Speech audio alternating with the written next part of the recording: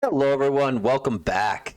We are diving back in, and tonight we're going to do something a little different. I've got some Velopack work that needs to get done here in the near, somewhat urgent-y future. So we are going to work on that first, and then there was a bunch of activity on the material design project, especially after last week. So there's some PRs, there's some issues, there's some stuff to resolve. So we will hopefully burn through some of this Velopack stuff pretty quick, since I think a lot of this is fairly simple. But first, I'm going left. There we go. For anyone interested, there is a very exciting user group coming up. Let's see, October 7th, and these times here are Pacific time, so adjust accordingly for whatever time zone you're in. But Ben is doing a talk on MCP servers and how to build them, and a little bit of, how they work. So if you are using insert AI client of choice that supports MCP, which I think all of the big names at this point do, this will be awesome. Especially, I think for developers, seeing the code needed to build something often helps cement in your head how the thing works. Kind of like building a website kind of helps cement in your head kind of how the web works. So if anybody is interested, we're going to dive in there. Okay, there's that. I'm going to keep that around for a moment. And then let's see here. So target version of .NET is not installed. Well, that's not good. Clearly I had, so I was revving things, I was updating things, I was installing things. There's a real chance I've botched something. So let's see. Oh, did I uninstall? I may have uninstalled my Net 6 install. So let's just put that back, because we're still targeting Net 6, at least for now. Generally, you should never assume that an open source project is going to maintain support for something once it drops out of support. However, until it becomes problematic, it's usually okay to support it. So let me get my list here, because I've got a list. Let's see here.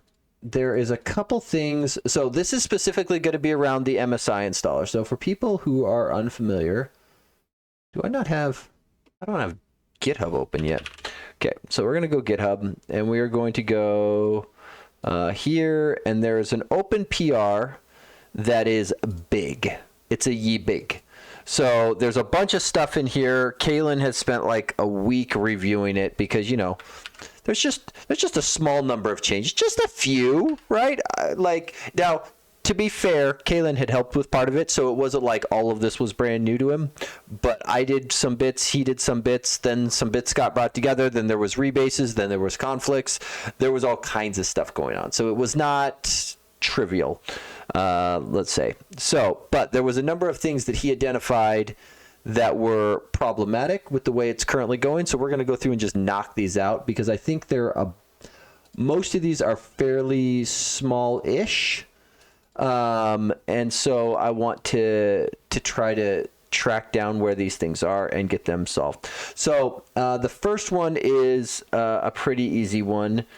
On the new, because on this branch here, underneath Windows, we have some MSI options for okay, yeah. I get it, Visual Studio. Shut up. Go away. There is some commands here. Windows Pack options, and I believe we are defaulting to installing, this MSI banner and logo, and we want to not default these.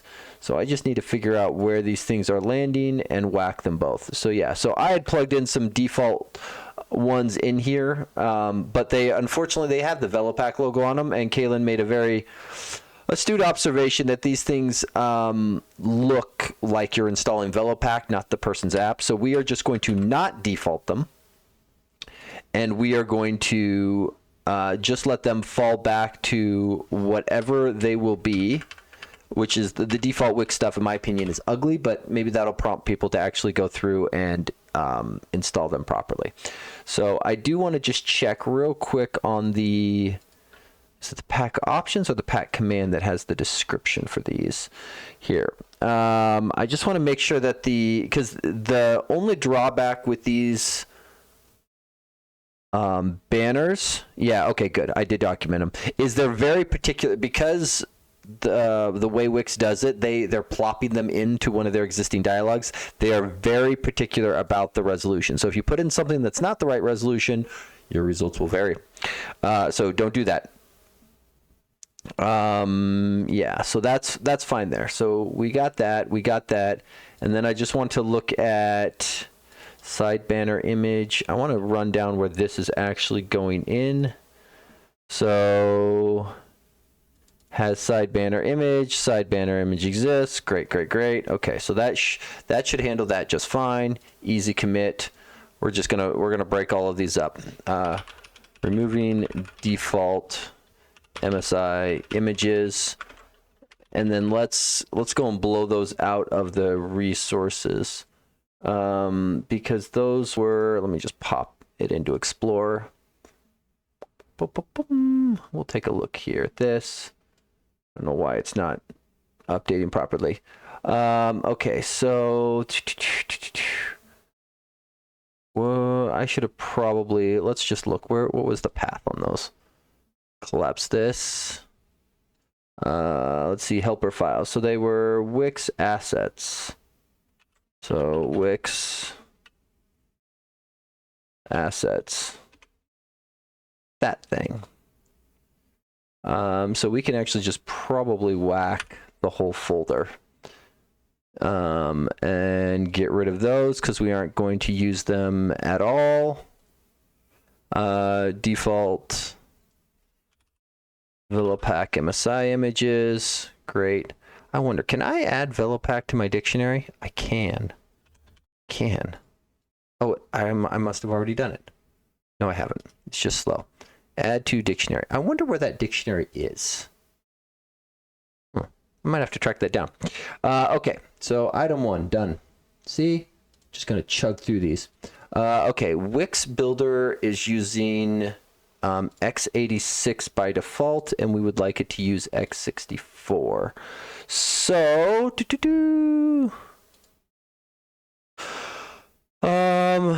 so this here is where it falls back. So this is where it's picking the architecture to use. The question then is, where does data come in from? So let's just follow this guy backwards. Template data. And this comes in here. So it's probably best to change it inside of here. Is 64-bit options target runtime.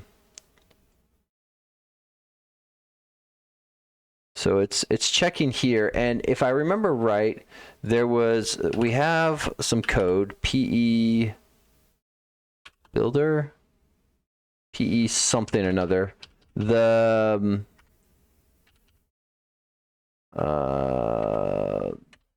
is a thingy in here that apparently is done. It's like PE file, I thought.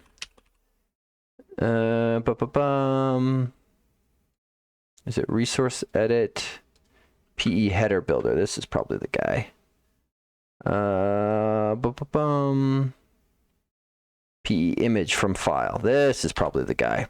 So the easy way of detecting, because when it's not specified, we want to fall back and leverage it. And what Kaylin told me before is that we were already doing this inside of, this is packaging test, this isn't the right place, is that we were already doing this inside of the Linux one. So I want to find it in here.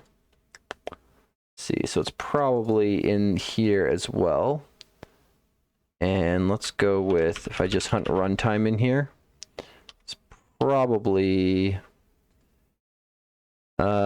get machine from binary. Yeah, we want to do whatever this guy is doing.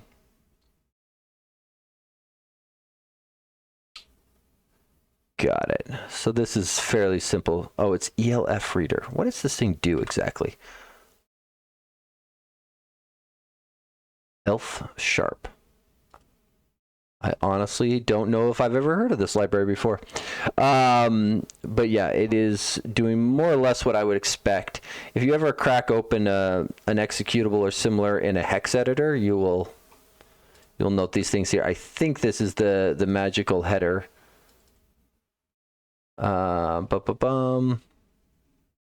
Okay, so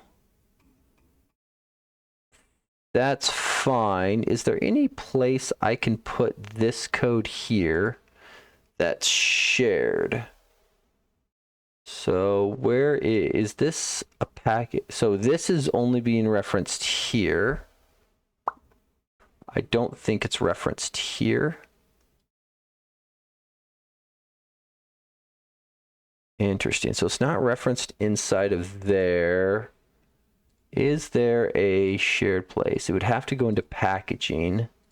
I think it's the only shared location, and I don't think we want it there. So I don't know that I want it exposed. Let's see here.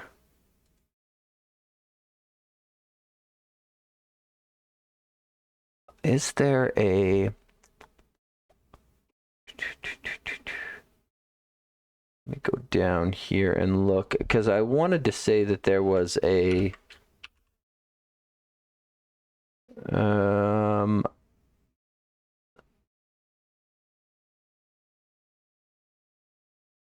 Interesting. So where is this going to go? Let me look. I want to look up this NuGet package because I am not familiar with it and I want to understand it. So before I get too carried away, let's just jump out to here and take a look at this guy. Because this should...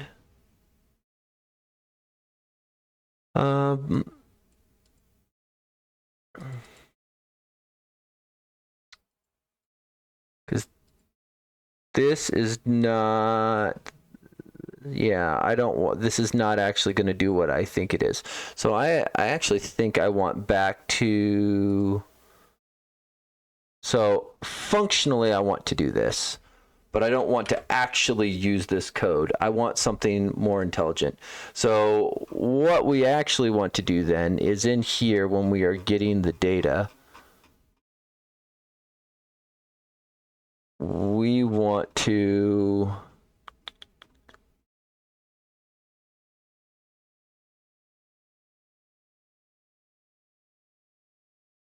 resource edit. So that's going into there. That's not the...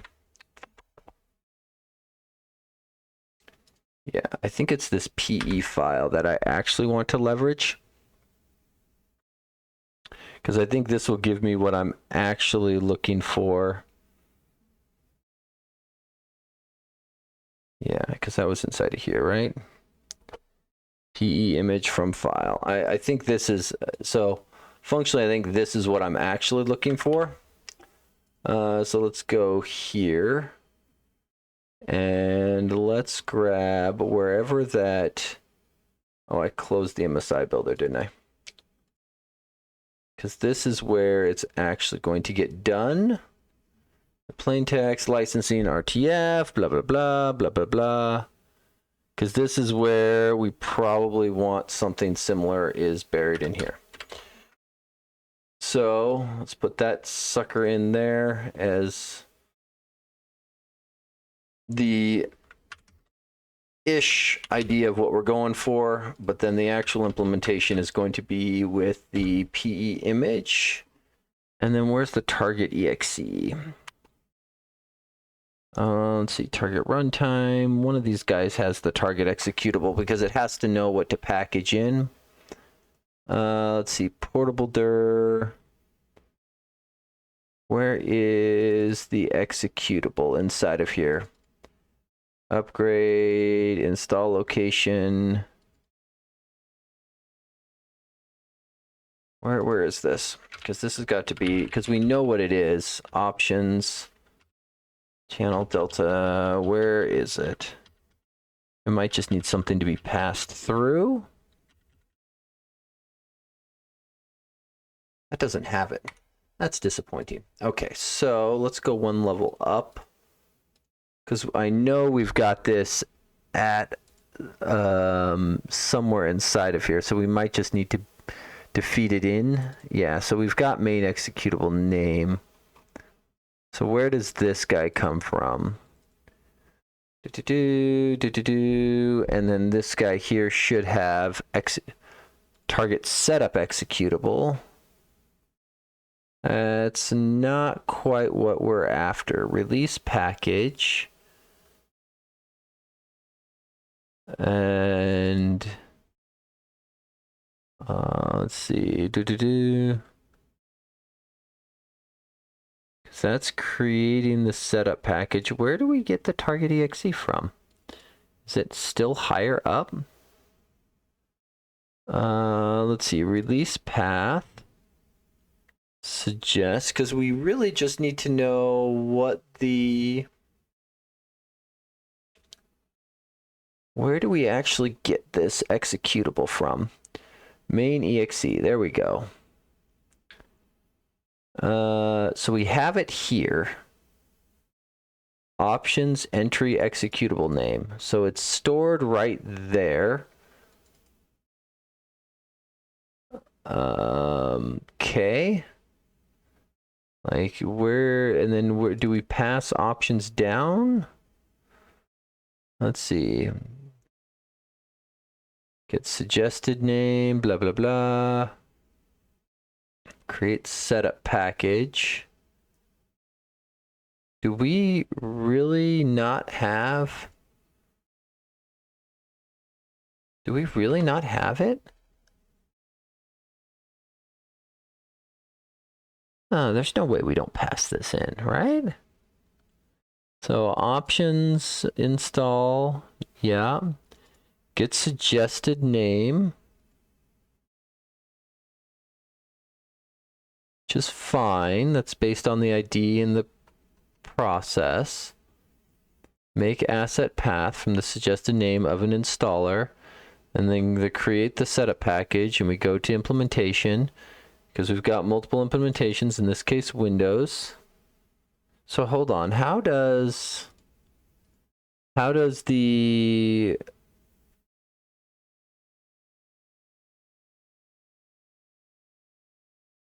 where does the Linux one get it from? Right, because they're doing it here. Where does that get passed in? Main exe path. Oh, it's literally okay. It's just right on the. Okay, that's why I'm like, I know it's got to be there. Okay, it's just literally a property on my base class. Duh. Right, because it lives there. Okay. So from MSI Builder, when we go up, we just need to pass it in here. And it can be as simple as that. Right? Because that guy exists, and then we just add it in here. Add parameter. Great. Main exe path, and then we can come in here and we can get the thing here. I think we can make this a static local function. And then this will be path. We will literally feed it in, and then we want to look at image dot, and then this guy should have enough on here for us to get to know what you are. Machine type, I think, is the target that we're looking for. I think that's it. Because what is machine type here? Let's see.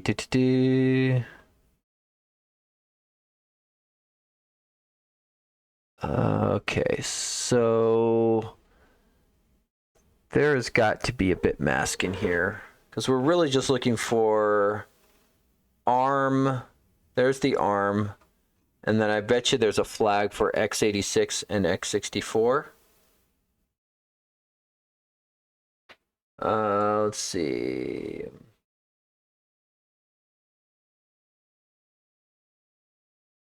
Indicates blah blah blah.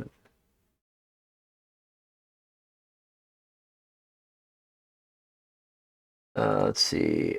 i386 will be our. Let's see. ARM 64-bit little endian.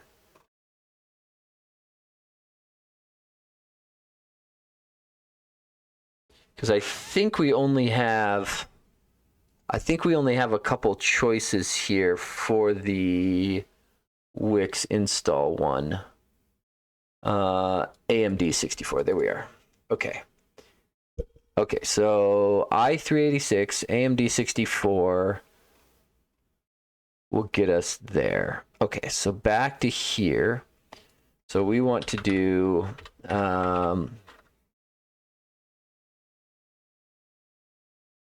so we just need to map this into runtime CPU. Yeah, so if image dot, and then this was machine type has flag, and then this is going to be machine type, and then I think let's do AMD 64. Return that. i386 return ARM 64. Return ARM 64. What else do we have in our CPU? Those are the only ones we have. And I think what I actually want to do is move this up and still have x86 be my fallback. Because at the end of the day, if I don't know, I have to guess with something, and that's my safest bet. So we want to go here, and then the option for runtime CPU. So let's just go up here and go with because target runtime.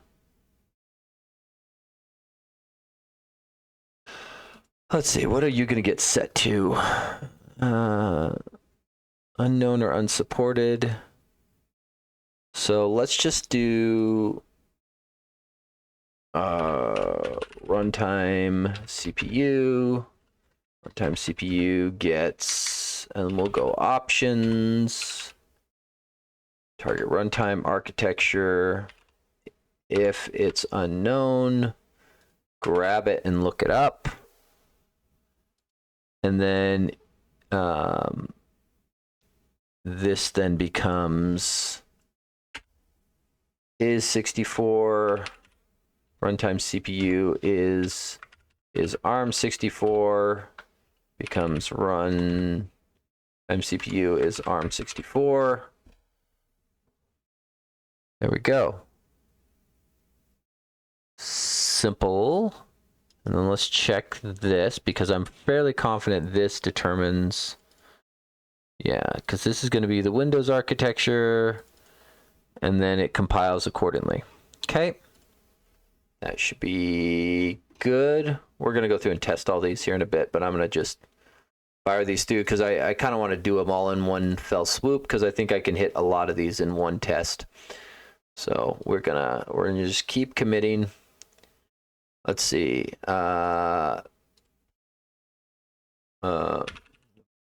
Automatically detecting runtime when not specified. Okay. Let's see what else we got on the list. Let's see. There's a README reference to MarkDig that we need to fix. Let's just hunt MarkDig real quick because it's probably a simple one in here. So it's not going to be in here.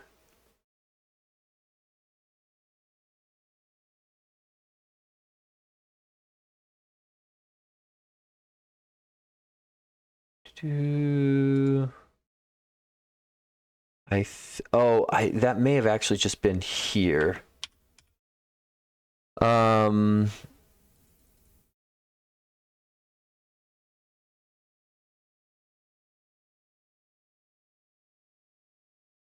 trying to remember here because this is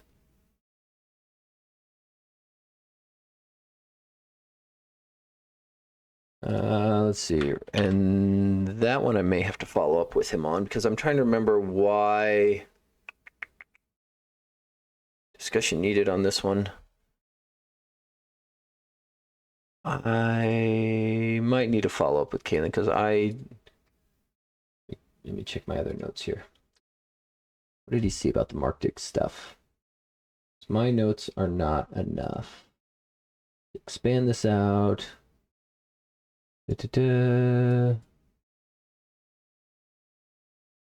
Systems updates the MSI. Uninstall looks like did repair install. You can install. Let's see, that's too far. Pathing.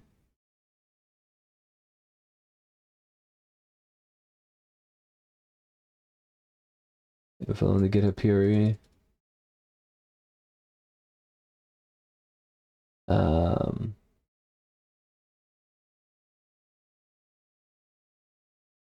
There's supposed to be an RTF renderer in here that's better.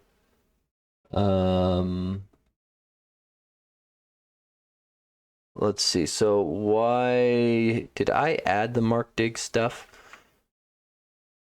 Let's do this. RTF heading renderer. Yeah. So, okay. So this is what we want to use instead. RTF block renderer.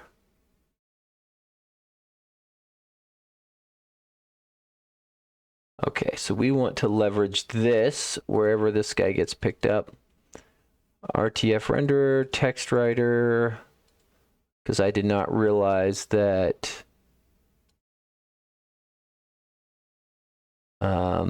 this is already being used here. So where is the Mark Dig stuff being used, and can we just kill it off? So if that is still in here, where is it?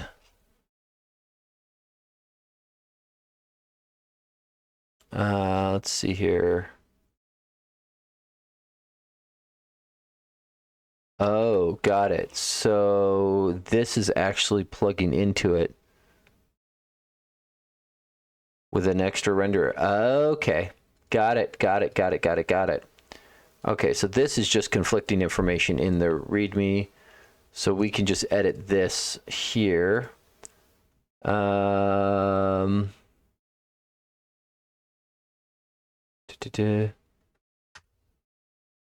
going to update that, and that's a simple change. You're just going to bust through these. Unsafe block. So apparently I enabled unsafe blocks in one of the CS projects, which I'm fairly confident was just an accidental. Where did I do it? Allow unsafe blocks. Maybe I just look at the PR and find it, because I don't know. See, because I should be able to do files changed and then filter on type. So filter files and turn off everything but CS projects. So there's only 3. I wish. There we go. One of you has allow unsafe blocks. So the main Velopack library, it got turned on. And the question is why. So, and I think this was just me debugging something, but we will confirm this here real quick and make sure that it's not needed.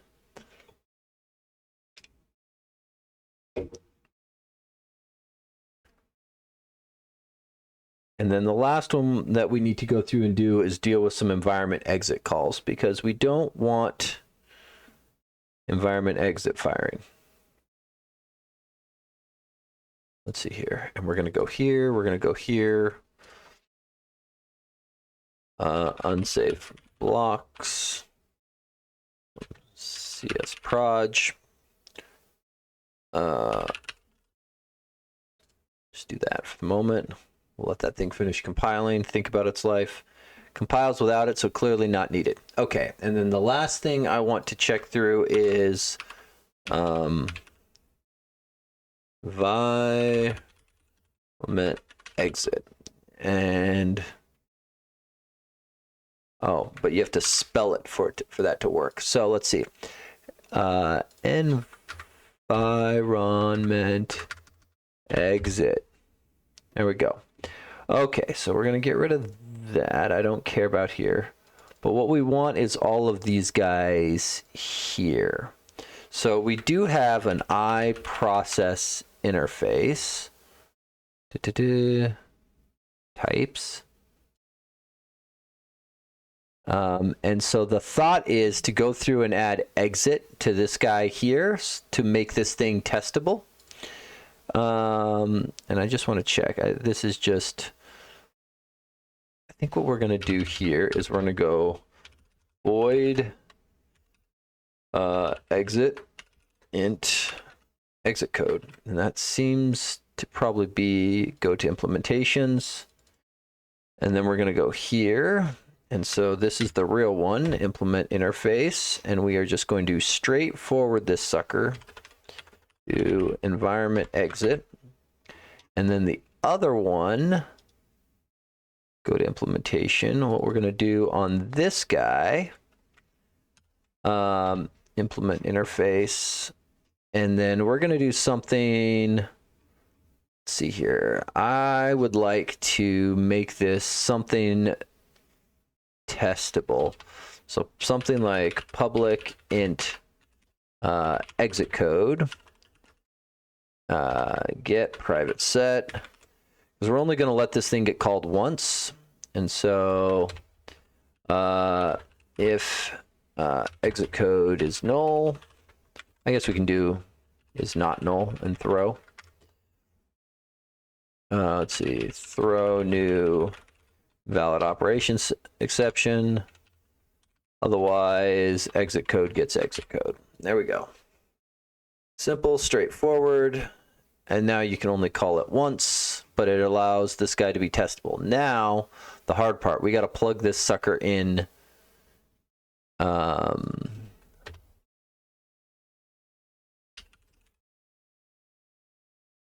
we're going to go.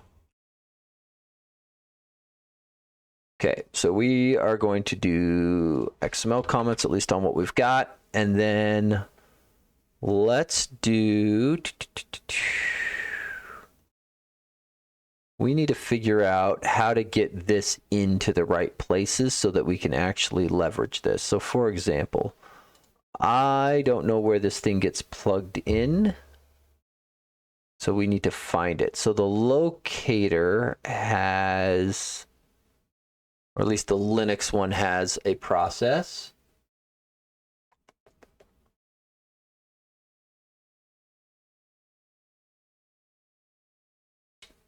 Great.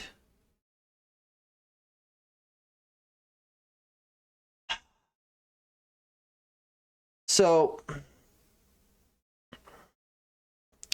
I need to apologize to people. I started my stream 30 minutes ago. And you might not realize it because it doesn't show me as live for the last 30 minutes. I just realized I haven't been live for the last 30 minutes. Yeah. It's been that kind of day. It's been that kind of day. Okay. We're going to back up and recover what I thought I was doing and clearly wasn't doing. And I'm going to apologize profusely for my horrible streaming habits. So the good news is, if you're watching this recording on YouTube, you got the full recording. If you are just joining me on Twitch, congratulations. I'm an idiot who doesn't know how to click the right buttons. Here's where we're at. So let's we're gonna back this sucker up, and we're gonna kind of reset and calm.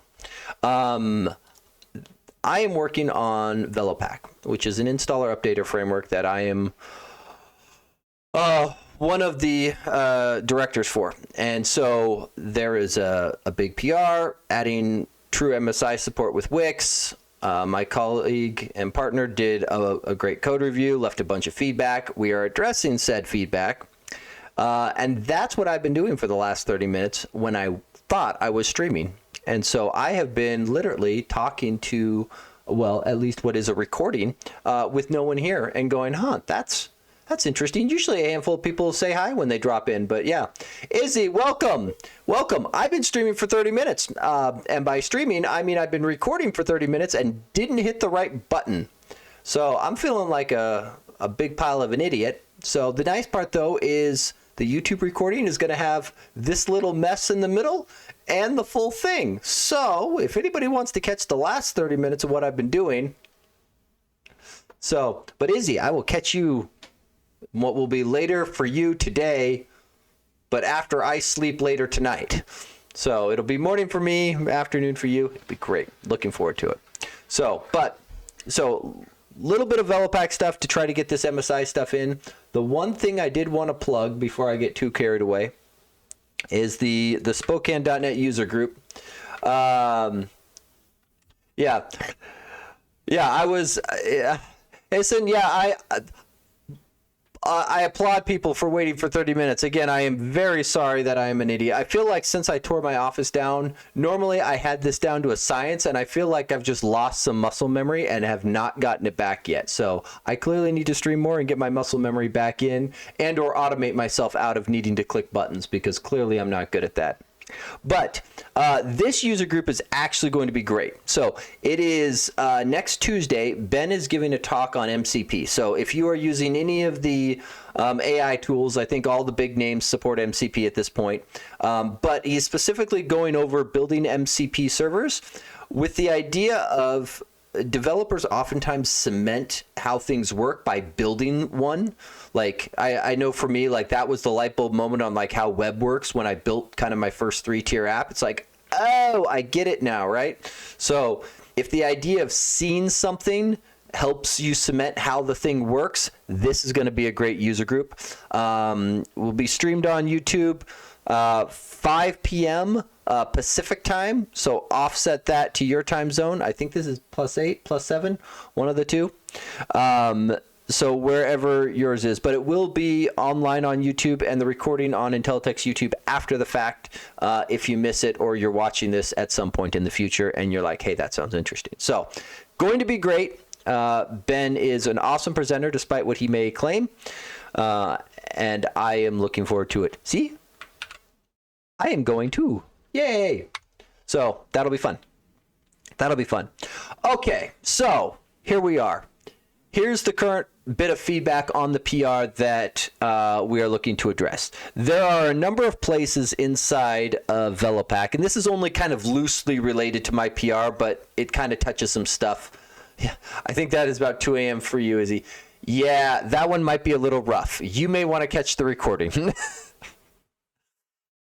There's a number of places like this where we've got environment exit of being called, which is fine. It just makes this code virtually untestable, because if you call environment exit as part of a unit test, well, guess what?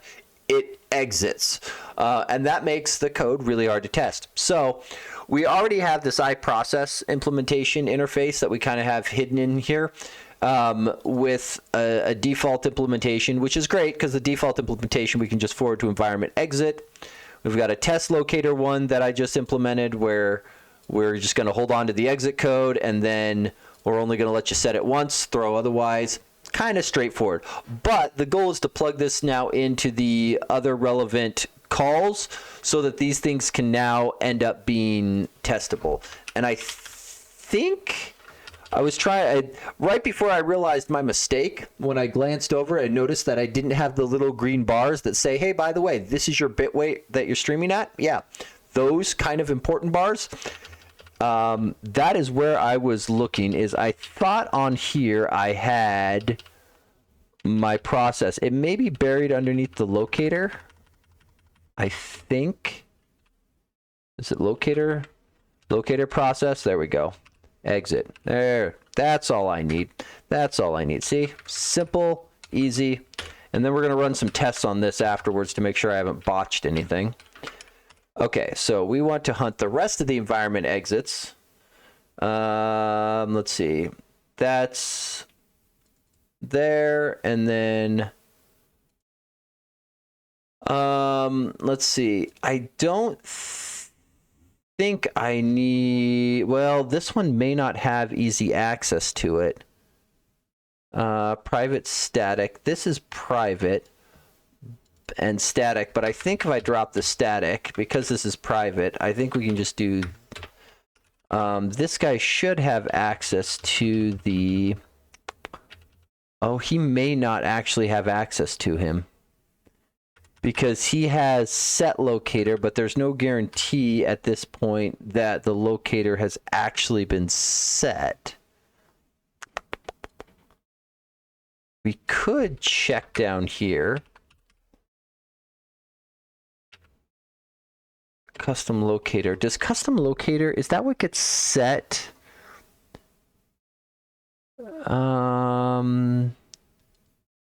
Set current locator. I mean, we could reach into Velopack locator and just pull the current one.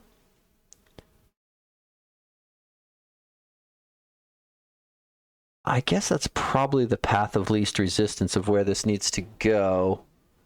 I'm just wanting to make sure that we don't shoot ourselves in the foot.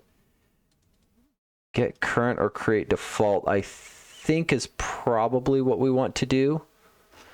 I think that's actually more likely what I want. So let's go back to static.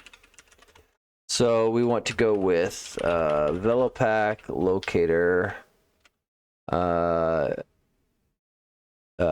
Get current or create default. Yeah, so we don't want this guy through here. We'll let all the defaults go, and then we are just going to call locator process.exit. And I think this gets us all the way to here. We might be able to kill this off, I think. But I want to make sure when we call this that it is actually going to set my process implementation if it's null on the way in. So process implementation, Windows Velopack locator, process implementation. Oop. That's the wrong button. What does it do when process implementation is null? Good. Okay, good. It defaults to the default one. Great. Okay, so all that's plumbed through. Excellent. Kaylin wrote this, not me, so I am less familiar with it. So if it seems like I'm kind of fuddling my way through, it's because I'm fuddling my way through. Okay, that kills the last of the environment exit calls. So if we redo the find, let's see, that's the XML file. That's the actual default process implementation, which is the only place it should live. That goes there, that goes there, that goes there. Great. So here, auto write the commit for me. Yeah, that looks good. Great. Okay, so checking to see if there is anything else in here that we want to make sure that we address.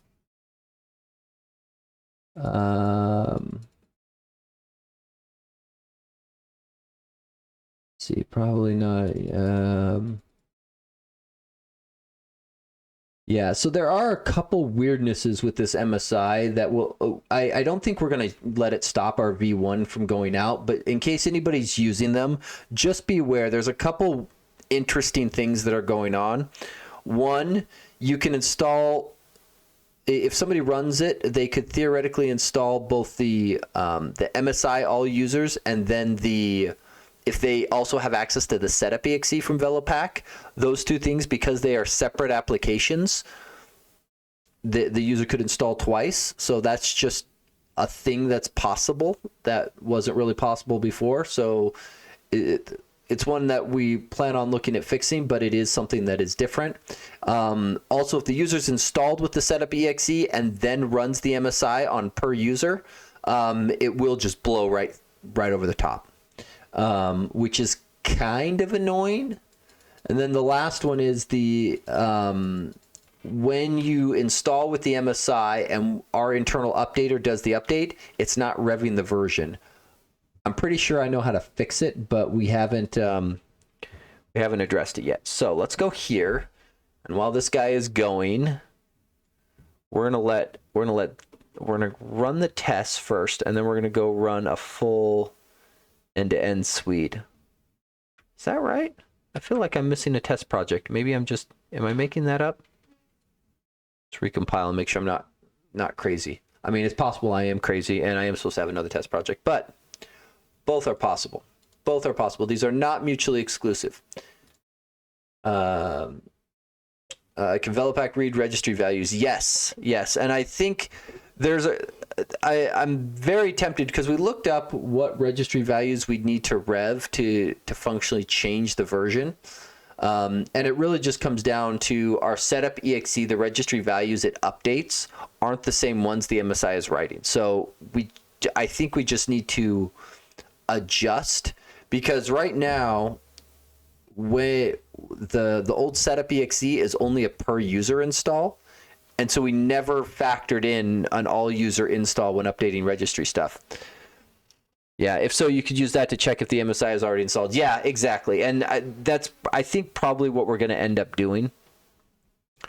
Let me kick these off and get those guys running, and then while that's running, I'm going to go take a look, because this is really just trying to get V1 out the door. We really want V1 out the door,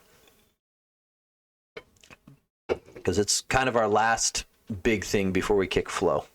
So we've been, unfortunately for Kalen, he's had a bunch of life changes that have slurped up a bunch of time. And then I decided to remodel my basement. So the last couple months, if it feels like things have been going slow, it's because things have been going slow. Okay, so we're going to let those guys run. And then I wanted to go here and check out some of these things. Because, yeah, there was a whole metric. So, one, last week when I was streaming, I left, or I should say, I started writing a comment on a PR. I apparently never hit the submit button. Conveniently for me, Corvins was apparently watching said stream, and I had an update from him on the PR the next day, despite the fact that I hadn't actually submitted the comment, which I thought was hysterical. That was absolutely hilarious to me. But we've got a bunch of things in here. We're going to start with the one with the green check mark. So I immediately am biased towards PRs that have green check marks. So, and I think this one here, yeah, because this is the one that went through and did. Copilot reviewed. Oh, look at that. And generated 4 comments. I'm curious, what did Copilot flag? So points awarded, Nikolai. Copilot. So this is something I have mixed opinions on this.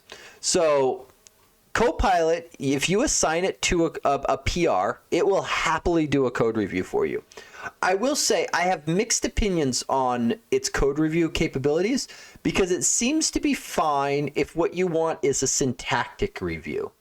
It cannot, or at least I have yet to see it do a very good job on grading the intent, right? Of comparing the issue, verifying the issue is actually resolved by the changes, that kind of thing. Because you can see the comments that were left here were all using statement stuff, which is fine. It's just, this is, yeah, not all the way there. So it's like, okay, it's a fine thing to use, and I certainly think it's worth doing. And given that Copilot's reviewed this, Nikolai's reviewed this, Database has reviewed it, and Corvins has reviewed it, I kind of wonder if I need to review it, because at this point, like, that's a lot of reviews on here. So I'm kind of going into this with full understanding that this is probably fine. Okay, so Bool, this is just the test project with a multi-line thing, setting the scroll viewer. We can launch this. I want to look briefly at where, wait a minute, where is this one? Oh, this is in demo. Okay. I was only concerned because I saw a converter with public, and I'm like, I try to avoid adding too many, like, once you add something to your public API, it becomes a pain to pull it back, but this is in the demo app, so I do not care. Do not care in the least. Okay. So this is now where we get into the more interesting ones, because the behavior of things like this, depending on how they're used, they can be helpful, but they can also make it difficult for somebody to override our built-in styles. And so I try to balance a little bit between those two competing things, because people want to be able to override styles, and sometimes the answer to people is, let me move myself to the side. Sometimes the answer to tell people is, hey, just copy the template into your project, tweak it to your heart's content, and go to town. But then they copy it in and they go, well, but the template's referencing this internal class and I can't use it, and it becomes a bigger nightmare than it probably should be. Okay, so what are we doing here? Target scroll bar property. So it takes in a scroll bar. The scroll bar gets registered. It intentionally registers up on the scroll event. Great. Target scroll bar visibility. That's fine. And then on load, toggles that and intentionally hunts part horizontal scroll bar. And the fact that it's hunting a particular name, one minor thing, we'll look at how this is used. Sometimes I'd advocate for making this a constant and sharing it between the control that's using it and otherwise, because controls that declare template parts like this are usually done with attributes, which means it's already functionally a string constant. And so exposing it here makes it a little nicer. But it is appropriately null checked and similar. So update scroll bar visibility. Nice. So on attach loads, on detaching unloads.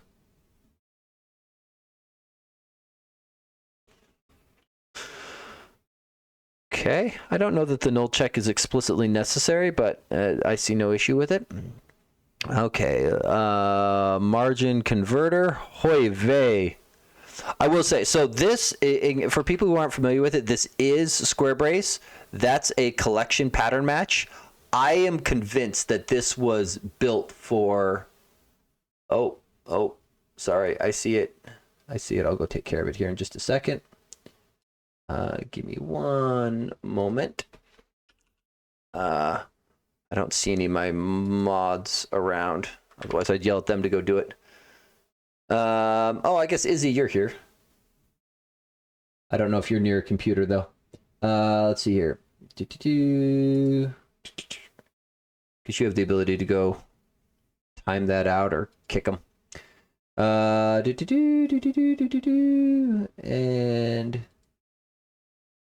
we go here. How do I do that on my phone? That's a good question. I don't know the way to get there on your phone. Dashboard.twitch.tv is the URL. I do not know if you're going to get a good phone experience, though. Let's see here. And then I go here. And I go here. And I go... Bring.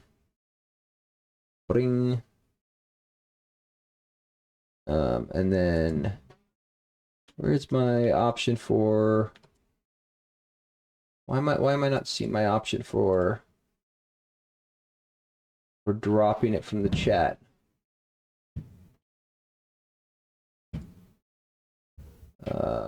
Why can I not find the button? Twitch, you moved my cheese. You moved my cheese. Why do you do this? Let's see. Oh. There we go. Boom. I don't know if that was you deleting it or if it was my band that did it, Izzy, but thank you either way. Great. Because I just don't bother with... The spammers are not worth my time in most cases. Let's see here. Okay, and I've got windows popping up on my other screen from the Velopack test, so we'll go see what those are doing here in a moment. Okay, anyway, collection expressions or collection pattern matching. These things were built for multi-value converters because you can effectively say, I expect this collection of objects to be a double, a thickness, a double, a thickness, a bool, a bool, a bool, a thickness, a thickness. Imagine trying to write all of those if type checks. That would be a pain in the neck. This is gold because it does the type check and on success creates all of these locals and sets all the values for you. Mwah. It is glorious. His outline style... Oh man, that is a... I am curious at this because I do wonder about the name of his outline style. That feels... That name gives me pause because that is very specific, and this is a public converter. I may advocate that this converter get pushed down a level. We have a internals namespace where we put public things. And the idea being that they are public classes that are there for the purposes of using them with the styles and templates if you copy them out. But they are internal in the sense that I make no guarantee not to break their API between versions. So if you use something from the internal namespace, just know it is functionally internal in terms of API versioning, even though it's public, to make it easy for people to use the styles. Let's see, text box horizontal scroll bar width converter. This one's probably fine to be public. It'd be a little unusual for somebody to have a use for it, but the use case is almost assuredly being used inside of people's own. Okay, and then here we go. So key thing here, converters are inside the style resources rather than inside the parent resource dictionary, which they are. Great, huzzah. And that's just those two there. And then I'm curious how that other converter is used.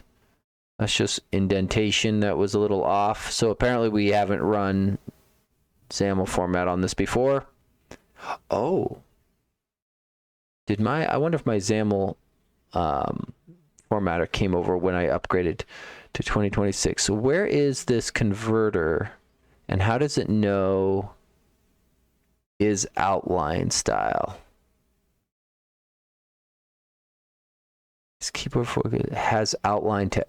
Oh, so it so maybe it's just a bad name. Maybe it's just a bad name.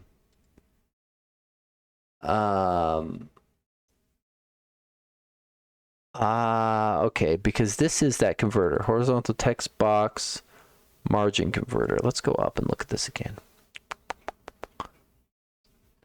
Also margin converter. So it's the third value from the end, which I think is that one.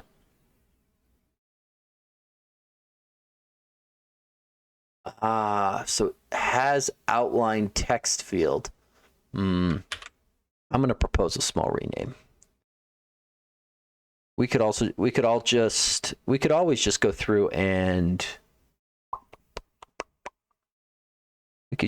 change this real quick, because I think rather than is outline style, actually naming it in line with the attached property would be better. Because where is the fix inside of here? This is the scroll bar here.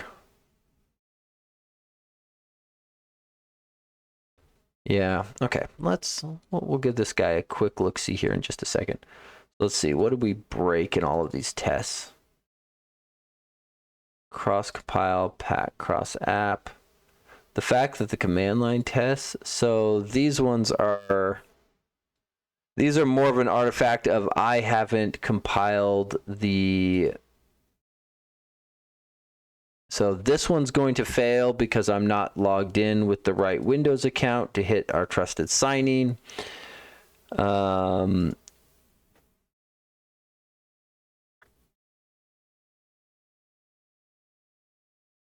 Let's test this. Symbolic link test. I'm just trying to look and see if any of these are ones that I think are related to my setup here. See, these look a lot like they're related to my setup. So let's just push these and let the pipeline test them for us. Because the Velopack compilation, in case anybody who hasn't seen it, this is a thing of beauty. And Kaylin gets all the credit for this. But so you'll note that this is what kicked off. There is a couple jobs that get started when you run. Like here, I wrote my face is in the way, right? This is a lot.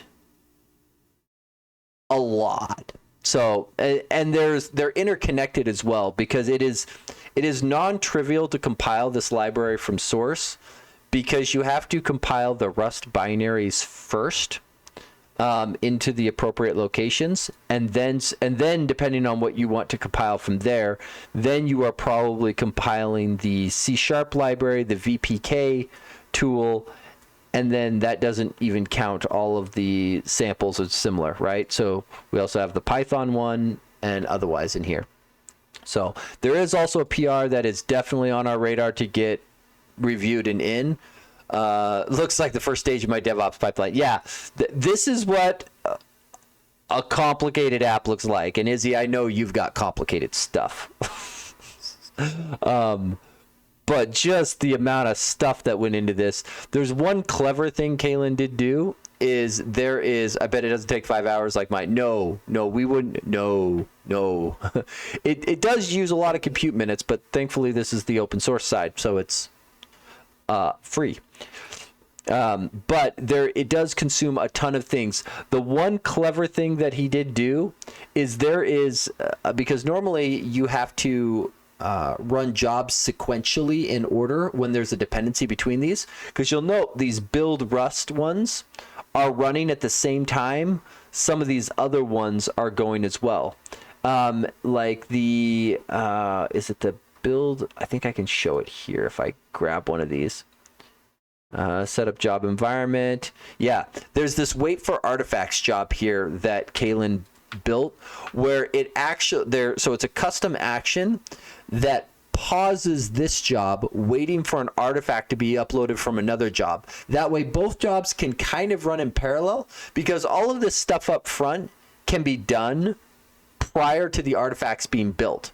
And so the idea is that we can actually just delay this job. We'll be well under GitHub's timeout limits, but as soon as those other artifacts are ready, now this thing can kick off and run. That way we can kind of do parallel processing that fans back in. So it's a very clever trick that he's done here, because now we can get all of these buildings and everything going through and done, which is very nice. Okay, so let's go here. I think what we're going to do is I might just go make this rename, because this is Nikolai, which means he almost assuredly pushed it right into the main repo. I don't think he uses his own fork much anymore. Okay, so so this one here, yeah. So let's just go check out. And then we're going to go here, and Control-Shift-E is bound to my Visual Studio, and off to the races. Good morning, JC. Something else we may do, and it's going to foobar a lot of people and a lot of things. I think I'm going to upgrade the solution file to SLNX. I did that on my work project today. It went great. I think I might do another one. Hessen, yeah, throw your binding question in the chat. Happy to take a look. Let's see, Izzy, I wish that was possible in DevOps. I have to do a similar thing with files in a file share, which is technically not a good idea, as I always forget to map it on the new build agents. Yeah, and that's the thing is, I get why it's not a built-in thing, but I wish there was a way to do kind of that fan-out, fan-in thing in a little bit more of a dynamic way, right? And I know there's some third-party build systems that give you that kind of stuff as well, and GitHub Actions at least makes it trivial to write custom actions, whereas DevOps, it's a lot harder to do custom bits. Like you can write them, it's just not trivial. And so most people just do it on most people just do it with scripts or similar. Let's see here. Hessen, do you mind if I maybe not show Discord, but at least show the contents of this on stream? Is that okay with you? Before I verbally read it out loud, I figure I should probably ask if it's okay if I do. So I realized this was probably too long to go through, and okay, great, thank you. So here's the functional message here, right? So we're going to go there, word wrap. Okay, in WPF, consider a control that defines a dependency property bound to a view model property as two-way, okay? Which is slightly different than the default data context, but okay. When the control sets the dependency property internally, the following sequence occurs. The source property in the view model is updated to the new value internally. Coerce value callback runs and corrects the value. Property change callback executes, and the target is updated with the coerce value. However, the source property remains with the original uncorrected value. It doesn't reflect the coerced value. Sorry, I'm reading through this one more time. Let's see. Izzy. I also want to be able to have a build semaphore. Yes. There is a handful of things that you can kind of do. Like, I think both DevOps and GitHub Actions use environment as kind of that build semaphore thingy-ish. It's not quite the same, but I think that, like, oftentimes I think that's the hammer people whack that nail with. Let's see. The same issue occurs when the change originates from the source. Coerce callback fires, property change callback fires, target updates with the coerce value, but the source remains unchanged, still holding the original pre-coerce value. Why doesn't the coerce value propagate back to the source automatically? But if the target... Let's see, but if the target itself is updating the dependency property, the coerce value should go to the source, but it doesn't, even when I set the update trigger. So, as in, when you do the custom dependency property, are you setting the value with a call to set value or a call to set current value? Because oftentimes, if you're following the regular dependency property, if you're so because there's this guy here, so there's set current value and then set value, and oftentimes when I've seen people do kind of these two-way bindings or two-way dependency property, I tried both. Okay, this oftentimes runs slightly amok of the invocations, because one can, if you're doing it with like a binding, one can cause the binding to be cleared accidentally on you, which then leaves you in a weird state. So just to be clear, this line here, when the control sets the dependency property internally, that's where you tried both the set current value and set value, correct?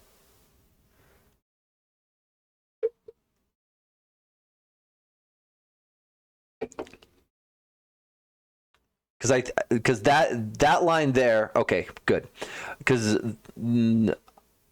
when two-way, and let's see if I can remember this correctly, if your default binding mode on the dependency property is two-way, set current value is likely what you want to occur when the control sets the view model internally. Because I assume you've got a control and it's setting this view model property to some object that it's instantiating, would be my suspicion. And so it sets the property, coerce runs and modifies the object and passes back what I assume is either a modified instance or a new instance. So that might be that's another question here. The control does so, or I do so manually. Okay. And this object, what is the type of this dependency property? Is it just object? And is the type that you're passing in a mutable or an immutable type? And I guess to go with that, is your coerce mute int? Okay. Got it. So it's okay. So I could think of this control as like a numeric counter or similar. And that goes back and forth. So if I imagine this is a numeric counter and the dependency property is, value. I realize your name up there is viewModel, but I'm going to just call it value for my own sanity for a moment. Internally, your coerce might say enforce that it's non-negative. And so when the value goes through, that property change executes and the target is updated with coerced value. However, the source property target remains the same as the free. So I can kind of answer this question up front. a little bit of why it doesn't propagate backwards, because coerce never.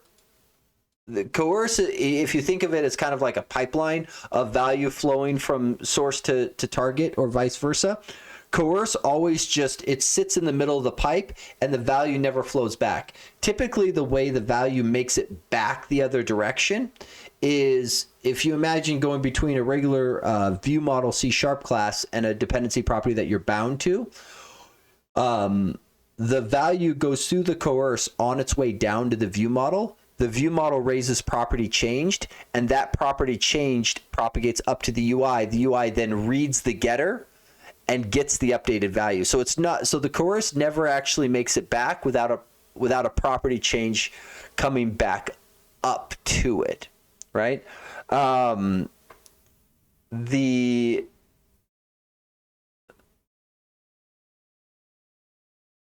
I'm wondering if that is what's potentially biting you, though this is an int. So this is not something that is, I mean, it's an int that's going to get boxed because when it goes through, it's everything in WPF, because generics didn't exist when it was invented. It causes value types to get boxed. You'll see places where they intentionally like hold on to a static boxed bool, for example, so that they don't have to box the true and false values multiple times. It's just a minor performance increase. So where would the issue be? What is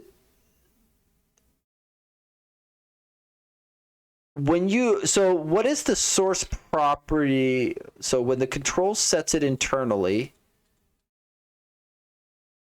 the view model property is updated with the new value.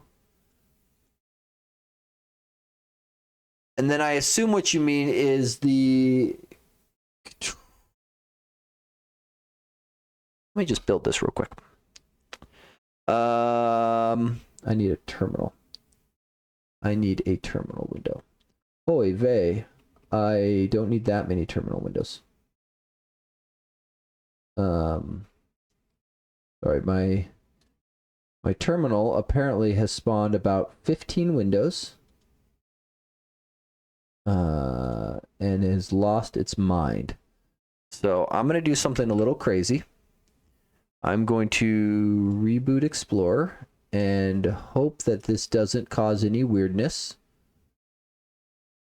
because my Explorer has clearly lost its mind.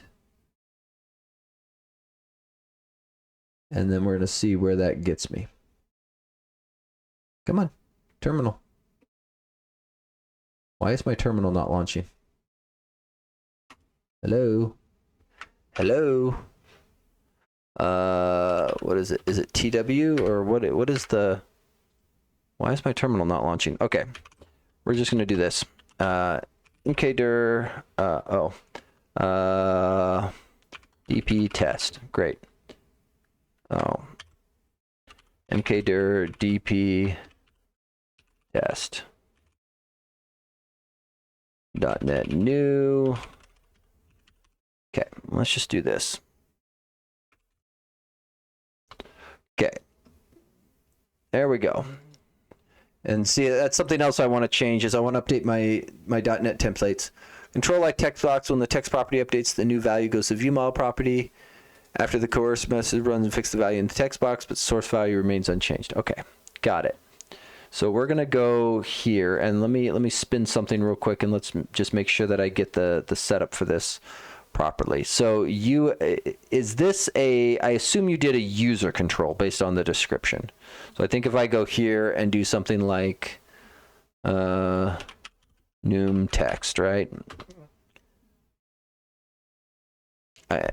So I assume you've got something like this versus because I feel like this is oftentimes where people run into funness, right? And then I go prop dp, right? And then we go int and we go, yeah, my property sounds great. We add that in, right? And then I need to add in a couple callbacks. I need on property changed. And then I need a source property changed. Okay, so we're going to do that. Gen me the property. Yeah, make it so. And so we're going to go here, generate property. So if we'll do int value, yeah, there we go. Otherwise, return base value. All right, so we'll just do something like that to force that through. We don't care about the property changed, I don't think, too much here. All right, we just want it there so that we can see it run. Right, and so this is where I could see things getting funky with this guy here, and especially depending on the setup. So we're gonna go here, and then just to make sure I set this up properly, let's get rid of this for the moment, and I think I have local. Yeah, good. Local num text, my property, and then. Do you have it bound to a view model property like this? Right? Oh, I guess I didn't set the default mode to two-way. That's the other thing I missed. What'd I do? Oh, framework property metadata. Yep.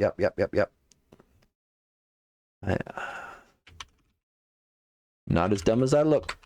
Okay, and then this guy is on the flags go second. Yeah, so framework property metadata flags, and then binds two-way by default. All right, so keep me honest, Hessen, to make sure I'm actually getting this somewhat close to what you have, but I think this matches your description. Just put this over here so I can keep an eye on it and look at it. Boom. Okay, so that goes there, that goes there, that goes there. Yep, perfect. Okay, so, and just to be clear though, in my main window, what I've done is I've bound the property here to a view model property, and then I'm going to do, let's see, up, down, and we're going to change this to decrement count command, and then we're going to go here, and we're going to just do this, and we're going to go decrement count. We're not going to have a can execute because we don't need it, and count minus minus, something like that. Okay, so let's launch this guy real quick, and then I want to see if I'm reproducing properly. Okay, so up, down, up, down.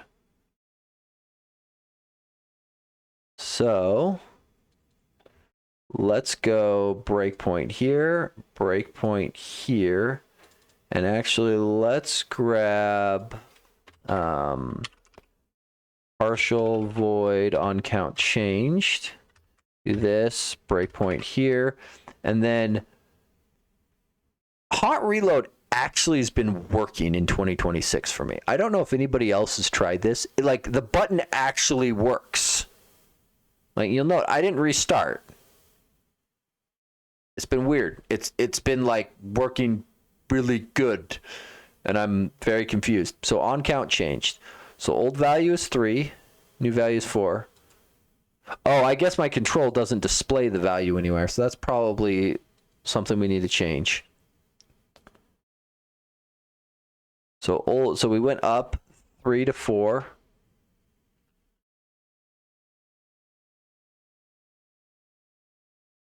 Let's pin that sucker there and move you. Nope, move to the side.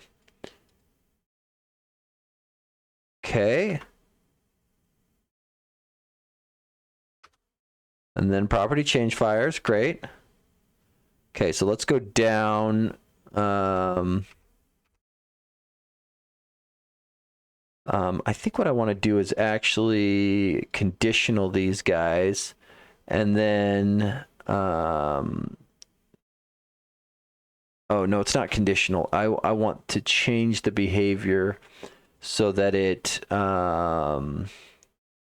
show message in the output window on property changed. And then we want to go here and go with actions. Let's see, on coerce property changed. And then we want to go, let's see, base value. We'll just dump it out to string. That'll be fine. And then we're going to go back to my view model. And then actions on count changed. Old value. And we'll just do an arrow. New value. Okay, something like that. Okay, so, and then that's just all there. So if I open up my output window now, pin that there so it's not being blocked by my big fat head. Down, down, down, down. So let's see. On course, property changed -1. Why is course not bringing that thing into line? Let's grab it here, because I would have expected that to base value is -3. Last I checked, -3. So it returns there. And this is probably the problem that you were seeing. So coerce changes it. And if I look at Snoop, I am willing to bet this is going to be the same issue where my property is probably set to see, num text. And if I go my property, so that guy is there.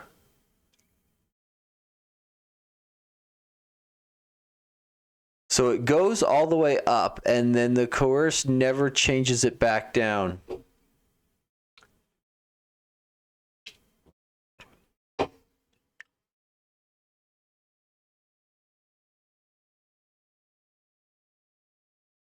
Boy, that is...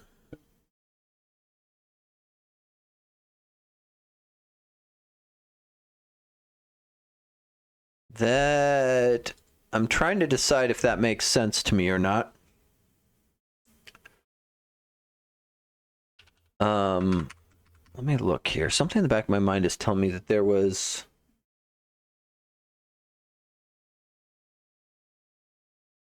No. Why do I vaguely recall there being something else here? So the binding that exists... Let's delve binding. Because this guy should have mode two-way. Mode default. I don't think changing this to two-way is going to actually do anything.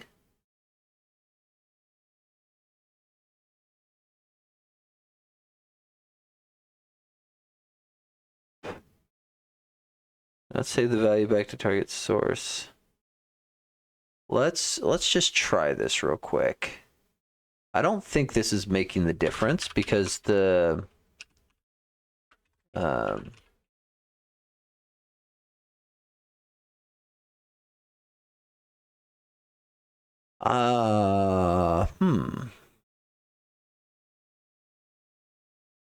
Okay, so I go here, I go down. Okay, well, we know this is hitting properly.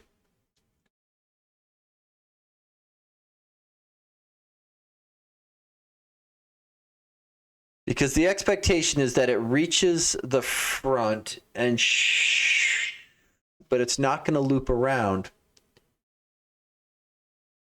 Yeah, even after it converts, the pen spout has a new value, but it sends the old value to the view model property for some reason. Well, so here's the thing though, like the order of operations, like if I go down, count change, so the view, so in this, and maybe I'll just clarify on this one. In this case, I'm initiating the change from the view model. So order of operations of what's happening in my code here, at least, right, is I'm clicking the button, it calls decrement count, which shows count minus minus. That goes up to on count change, where the we get the old and the new value, right? So we see this on count changed down here, right? We then make it into coerce property changed, which does get us all the way there. And then property change in this case isn't firing because the value of my property is 0 at this point, and so property change doesn't fire because 0 equals 0, and so it never makes it anywhere.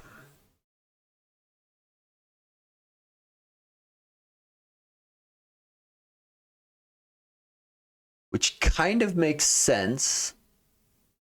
It's just awkward the way that this goes through.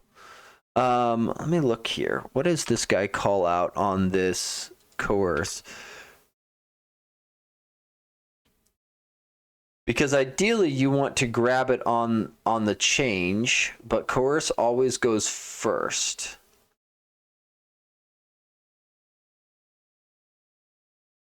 Well, that's kind of an awkward situation then. Because I think the question then is how to properly do this, right? Because you would expect a binding that goes through to limit the values.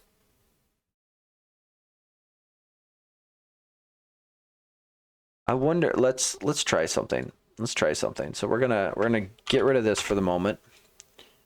Actually, no, we're gonna leave this here, and what we'll do is, if int.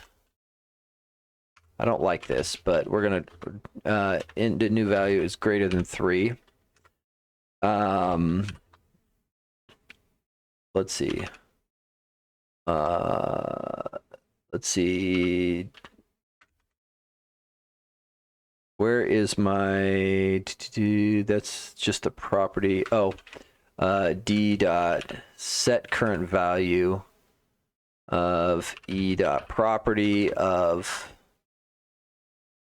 3. And then hot reload that beast. I don't understand why hot reload, like,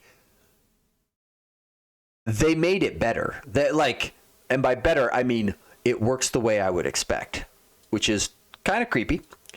Okay, so let's come down here. We're gonna get ourselves all the way up to 3. 1. Okay, so my value here everywhere is at 2. 3 should do the same thing. Great. Passed. And that pushed it through. And that pushed it through.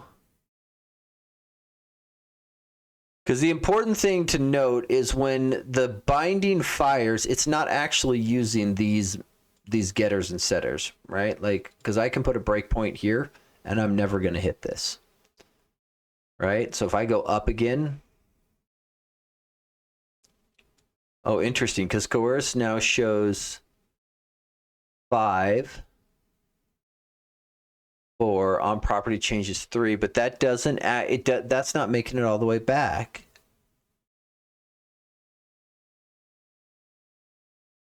But there is a binding there, right? Like, the binding isn't gone.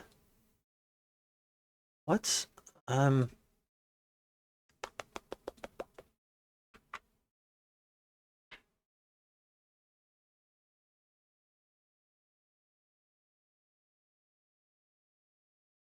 yeah, so the binding is there. The data context Like this is, I think, the frustrating part here, right? Is this is a two-way binding, but there's a 3 here and a 4 here, which is clearly...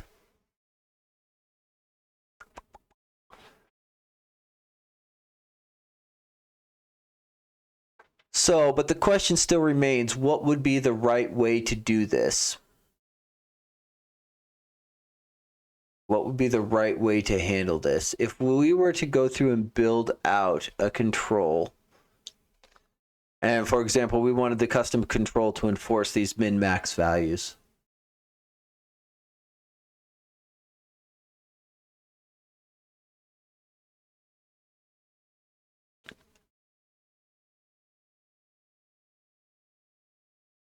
That is interesting. Why doesn't it report back? Like, I kind of get when it doesn't hit the property changed why it wouldn't report back. And the coerce can prevent it from hitting the property changed. I'm just surprised that... Oh, wait a minute.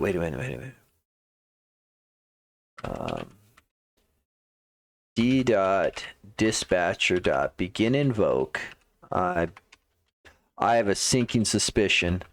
I remember something about this.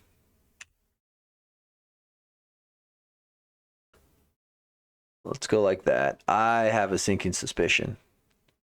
So now if I do up, data context went to 3, binding went to 3.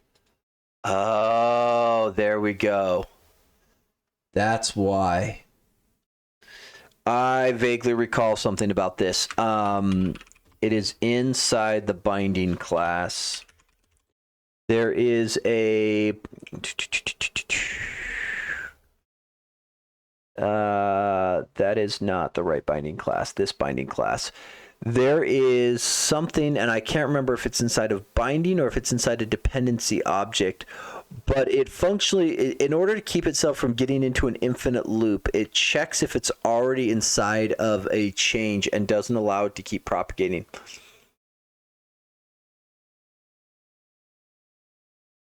Ooh, I wonder if that shouldn't be related, because that's... I wonder if that's what we need to set. Notify on source updated. Okay, let's comment this out. I guess we don't need to comment it out. We can test it on the other side by going down. Actually, let's change a couple of these. Let's make this 1. And let's yeah, greater than 1, less than 0. That's fine. That'll get us into a nice tight range. Notify on source updated true. Notify on target updated true. I don't think this is actually going to do what I want, but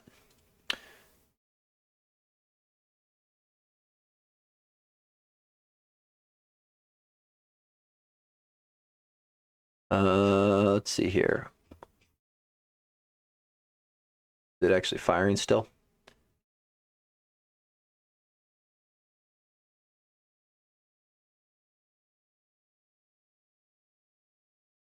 Oh, it's because I'm setting it to 3, not 1, and that's going to make it really hard to work. Okay, let's try this again. Down. There we go. Down, down, down, down, down. So that gets us into the problem. Yeah, no, that's fine. I think what I would tell you is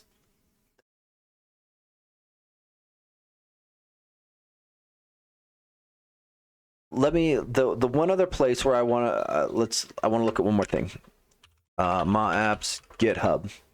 They have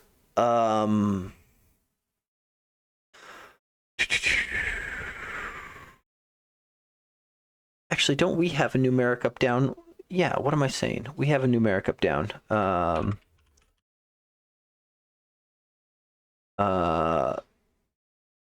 This guy here, and I realize it's slightly different because it is our up-down controls in here. It's probably slightly different, but our calls to clamp are both on increase and decrease, and I remember us needing to deal with this going in both directions, because this value property is not unlike what we just did, where it's got this value, and you'll note here it's calling set value, but internally inside of our control we are calling set current value on this property itself, which is I think the key difference here, but we call it on the subtle difference here is we're not trying to do this on the value changes, but on the up down. And I am trying to remember, like we kind of get away with this because we have a UI component, in this case a text box, that we can get events from as its content is changing. So I think we're getting away with it here because we are probably coming back in through the text changed event, which then makes it all the way up. Now we aren't doing a coerce on the value. No, we are. We are doing a coerce.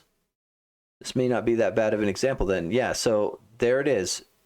Binds to a by default, coerce numeric value. It does clamp the value on the way in, but I think we do get, because we have the text box text changed in the template, I think we probably come back through here, and this call to set current value is what sends us back down.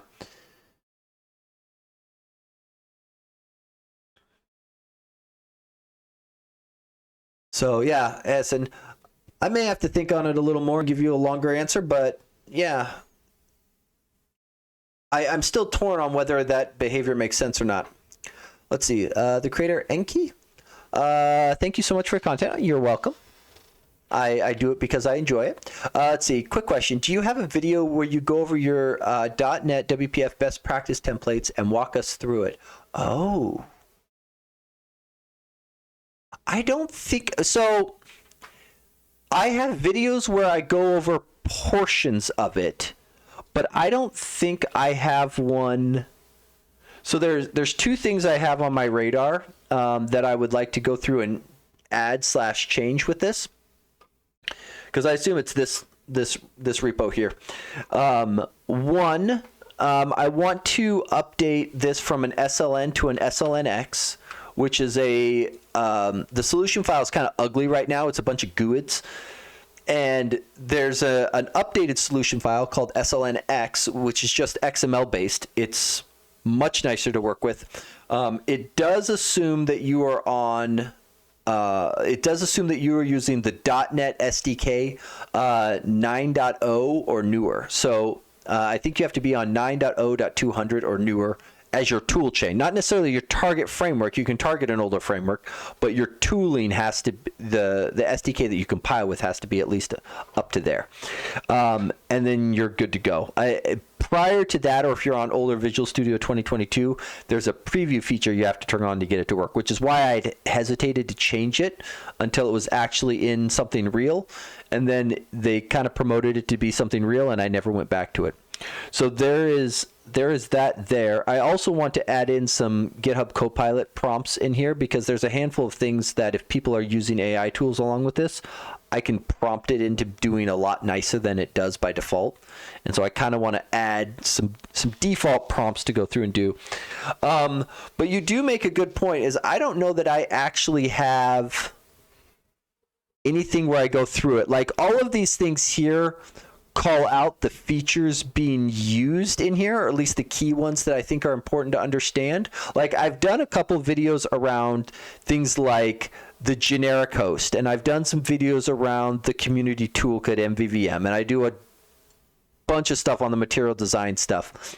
And I've done a handful of videos on like the mock auto mocker, but I don't know that I've ever actually done a video walking through this template and kind of calling out the individual parts of this, of why that they're in here and why I think these are the quote unquote best practices. They're at least the ones that I think are a good starting point, right? If somebody's like, I want to build a WPF app in 2025, this is how I would do it, right? I also want to go through and add Velopack publishing to this, because I think that's what this template is lacking right now, is publishing. And I'm probably going to put a little bit of UI on it.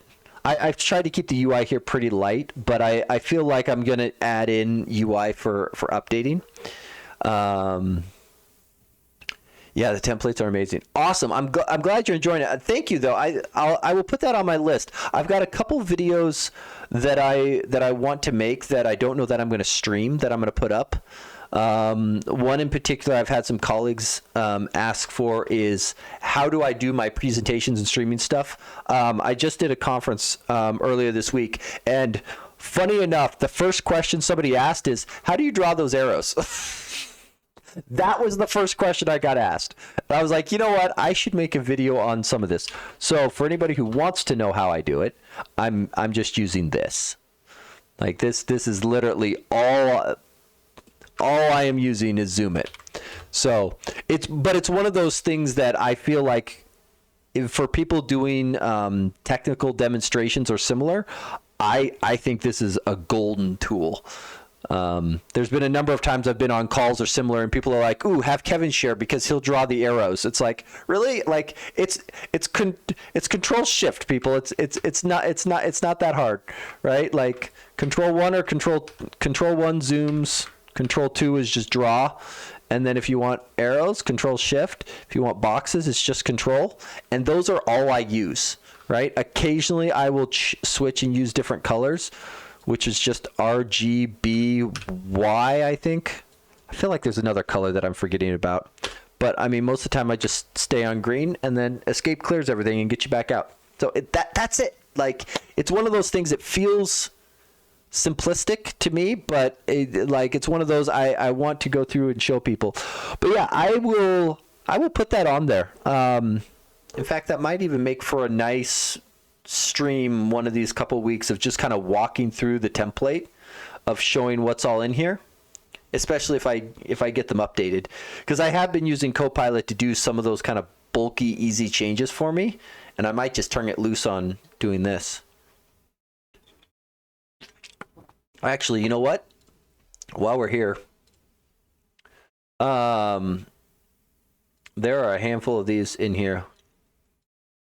Only those folders included. Let's just edit this real quick.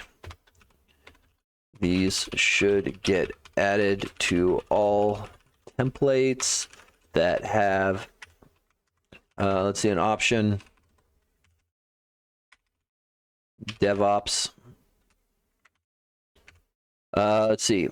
Get all option that have a GitHub Actions, pipeline, update the templates, readme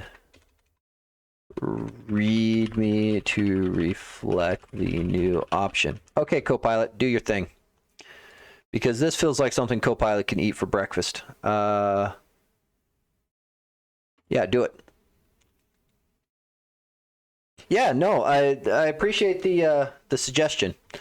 So we'll let while I'm now on a thing. Let's see, add a global.json.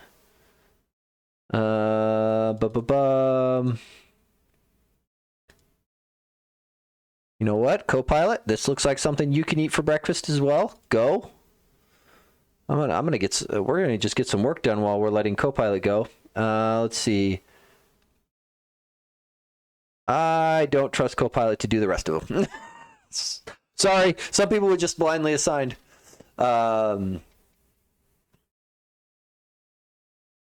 Yeah. Yeah, no, you're right. The recording way of doing it. The other tool that I really like, because if I'm at like I have two levels of recording that I typically do. Like if I'm just screen recording, like I've got my OBS streaming set up if I want to record. The other one, and this is, like I said, this is going to be a video I put together. Like screen to GIF is oftentimes when I'm doing like simple repro steps for people, I will do it using this to generate. Like it has the ability to go to MP4, but most of the time I just generate GIFs, partially because they're a lot easier to like embed in GitHub issues and similar, especially if you just want to kind of show some behavior, like on the material design project where like animations and similar kind of matter at times. This is an awesome tool, right? And it's totally free if you want to support the author. I believe if you grab the Windows Store version, yeah. Oh, he's got a bunch of different ways if you want to support him. Lots of options. But yeah, this tool is amazing. So that's my other screen recording one here. Okay, I have gotten very, very distracted. And if I recall correctly, I was checking out this to come in here to go through and rename the property in the converter to match the attached property. I believe that's what I was doing before I got so distracted and ran off the deep end. I want to refresh this page to see. Okay, all of the tests passed. Excellent. So all of our changes worked. Yay! Okay, so we're going to close that. And then this was the guy here that we were going to look at updating. Because I wanted the property name to match this guy. Where is it? Because it's the margin converter. That's the text prefix. Where is it? Oh, it's further down. There we go. Text margin converter and has outline text field. And that is the name I want. And I think I want to change that inside of the text box, horizontal scroll bar, blah, blah, blah, blah, blah. So text box, horizontal scroll bar, margin converter, blah, blah, blah. And then rather than is outline style, we're going to go with has outline text field, because I think that's just a little clearer to me as far as what that goes to. JC, have a good one. Thank you for dropping in. Always a pleasure to see you. Okay, so we're going to do that. And I think, write me a commit message, please. Yeah, for better clarity and consistency. Boy, the AI knew exactly what I meant. Great. And then we're going to go here, submit review, approve, submit review. And then that guy can go, and then enable auto merge, and we're going to let that rock and roll. Okay, let's go and look at some of these other ones that are in here. I really want to get to this one. Is this the one that I left the comment on that I didn't submit? Yeah, I had the same issue here. Yeah, this is the comment that I forgot to submit. Yeah, that's. Let's see. I guess instead of getting the focus element, you'd rather get it from the current dialog. Returns null if the default dialog host style is used. This is kind of a problem. Yes. So let's go and look at this. I think we can grab this one because this is the one we were looking at last time. Let's see. Check out. Okay, so there we got that. And I think Corvin's issue with the test failing is probably just needs, because I think this is the same test I fixed last time. So I'm going to just nuke this since he's already looked at it. This was the funny part, is I didn't even submit the comment and it got addressed. That was the funniest thing ever.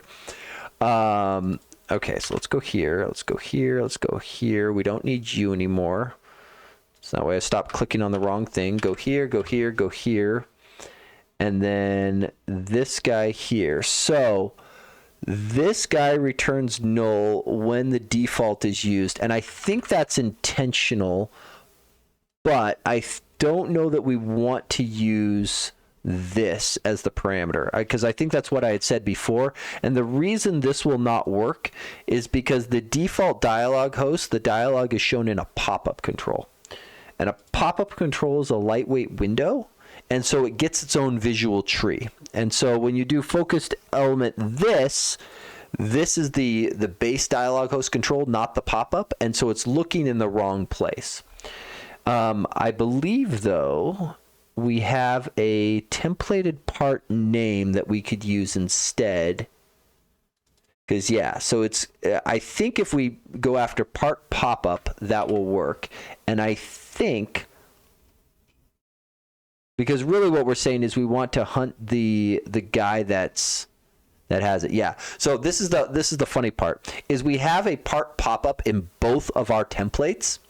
And I think if I remember right, yeah, pop-up part name. See, constant. It's interesting that we have this here as type pop-up and then we disregard it. So that's exactly how good that is. And this guy here, because this is what I think we want to do. And I think we can actually probably get away with pop-up question mark this, I think is probably the cheater way of doing this. Or, oh, actually, we could probably do this. This is actually probably better for what we want, because this goes after the pop-up content. Yeah, pop-up content element. Because I think down here, yes, this goes after the root level card, which I believe is the root level of the pop-up in the other one.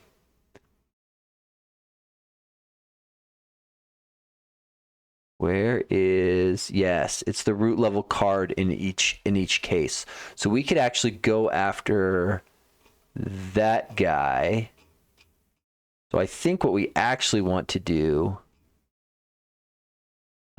is let's look at where that guy gets assigned, because I'm fairly confident what I want is, yes, this guy. I think this is actually what we want to pass. And we can do a fallback to this, but I think this is exactly what we want. We want this guy, because really what we're looking for is the focused elements inside of the pop-up or not. Now I just have to remember where I was finding that line, because it was last dialog focused element. There we go. And I want to use this guy. I think this is what we want. So let's test this really quick, because I have a suspicion this will work.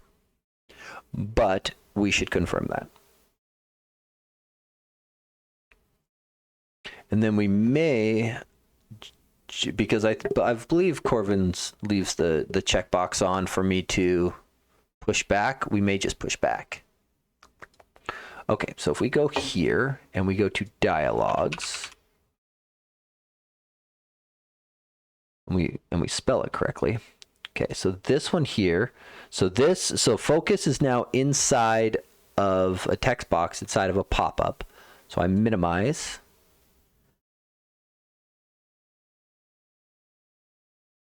Oh, interesting. It didn't get the focused element, despite this being set.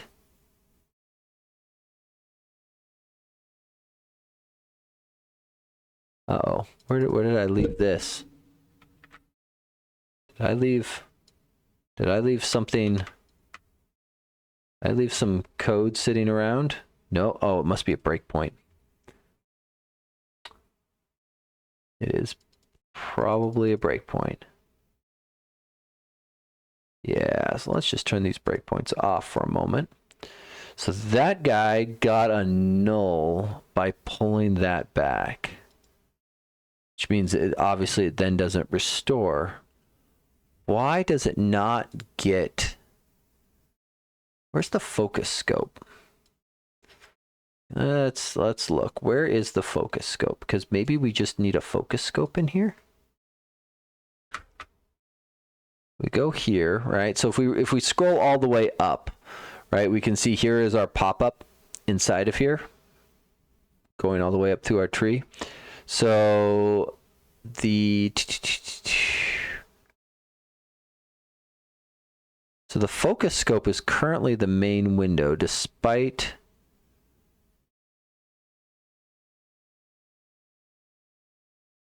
Yeah, because really the question is focus inside of this or not?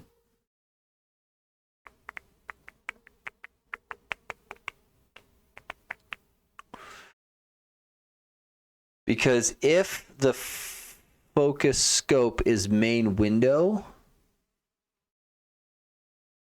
I'm trying to decide why we don't have a focus scope on our pop-ups. I'm kind of wondering if we should. Because you can see here, this is the dialog host because it, because this can sit on top of other windows, this guy can get between them, right? But there are some pop-ups. I don't think, is this one a... Yeah, this one's also a... Where's the... We have some example in here about using the embedded one, I thought. Let's see, example 5. Is this, yeah, this is the embedded dialog host. So this one here is a grid, and so it's always, so the disadvantage of the embedded one, like on one hand it's nice because it lives inside your visual tree. The disadvantage is because it lives inside your visual tree, the dialog is constrained to its dialog host. So, nope, not what I wanted. So for example, if you compress this down, you'll note the dialog gets cut off, versus one of the other ones, if you compress this down, the dialog lives outside in its own visual tree, so it can escape the parent window. So it really depends on what you're doing, which one makes sense. I personally like the embedded one for most things, and I try to design around things being embedded inside my window rather than it being outside of it. But that's not always practical. I feel like end users are used to this kind of behavior with like websites and similar. Like you get pop-ups on websites, but they are constrained to your browser tab. They don't escape it. And so they're expected to be constrained inside of there. So I usually just try to design for this experience. But it doesn't have to be. So if I go here and I minimize, this guy also got a null. Interesting. Interesting.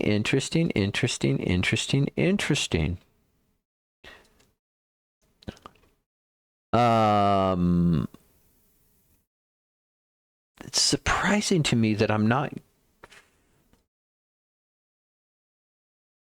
let's see here. Oh, I've got multiple now that are firing. Oh, so I need to pay attention to which one of this is, because one of those was non-null. Right, so let's go conditions. Last focus element is not null. So you have to spell null correctly with only one U, not like the way I spelled it, because that's wrong. Okay. Collapse this so it's out of my way. Come here. Okay, so here, right, I'm focused inside of an embedded one, down, didn't come back. Down, up.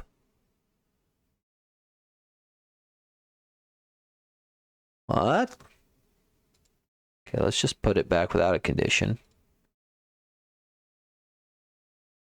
Down.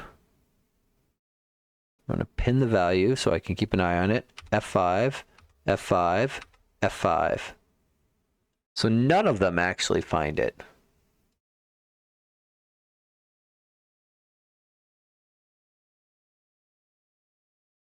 Interesting. Pop-up content control.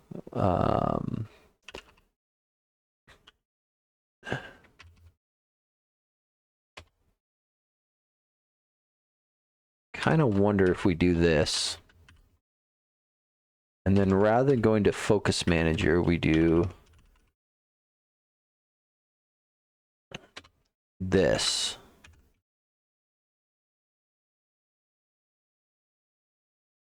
And then we do pop-up.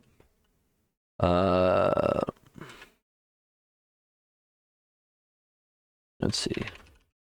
So I'm doing the double equals true because the question mark dot is a null coalescing operator. And so the evaluation of this expression here is a nullable bool. Same with this one here. So by doing equals equals true, both null and false fall into the else case. I wonder if that's a better solution, because that aligns more with what the thing is we don't actually need to do it inside of the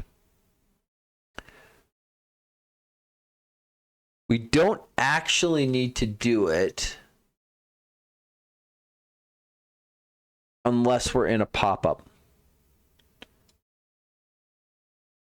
Right? Oh, and I didn't hot reload this. See, now I'm just getting lazy. I'm getting too used to it. Right? So if I go here and I go run and I go minimize,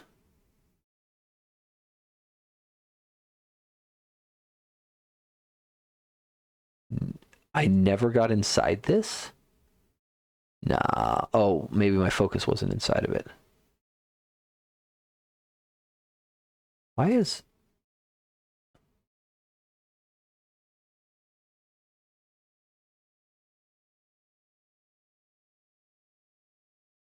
minimizing this? No. You're telling me keyboard focus isn't inside of either of these elements? Okay, show it to me. That doesn't seem right. Let's see. Keyboard focus. If I go here, you're telling me keyboard focus isn't inside of this element. Really?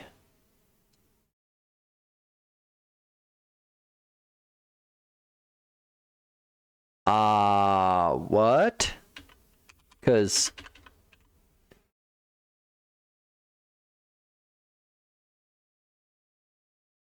I'm too nested. Okay. World makes sense again. I'm looking at the wrong element name. There's the card. When I go here, keyboard focus within is true. When we minimize, it's already flipped to false. So by the time we get here, it's already too late.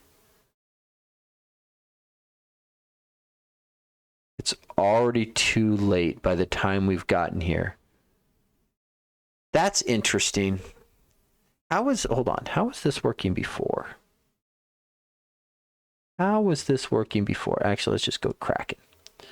Right, so there was this with the tests. That's fine. Now if we go here, because we had this change here, that change there.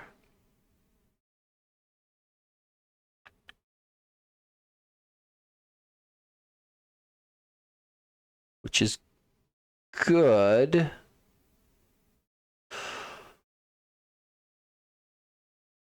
Because this was getting the focused element from the window. Okay, so focus manager, get focus element window. So it's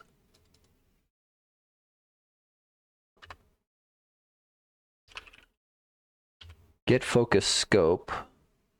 Okay, let's back this up. So I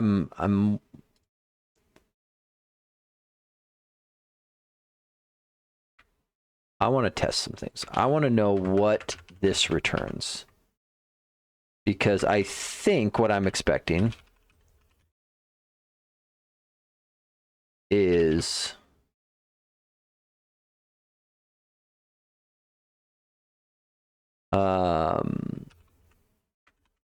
get focus scope, focus manager, get focused element,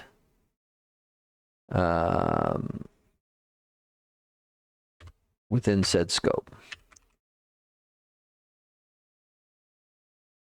I think this is what I want.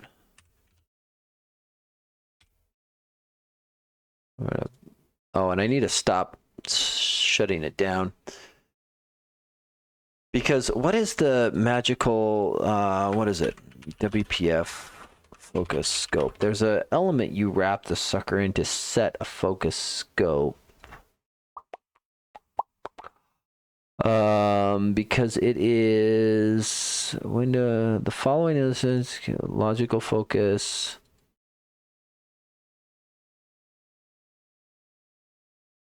Yeah, because this is following logical focus rather than keyboard focus.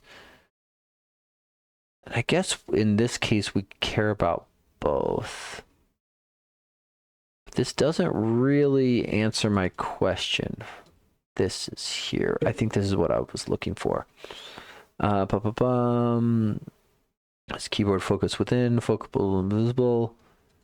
Logical focus keeps track of the focus element within its scope. When the keyboard focus leaves the focus scope, the focus element will lose keyboard focus, but will retain logical focus.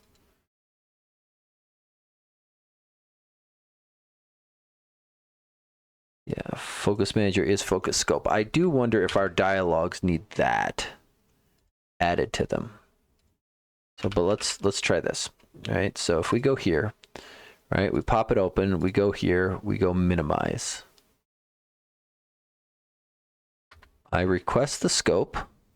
Probably get the window.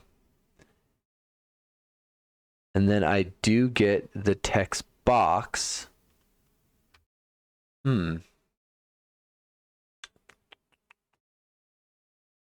Because it's 4 is the embedded one. No, 5 is the embedded one. Embedded, yeah.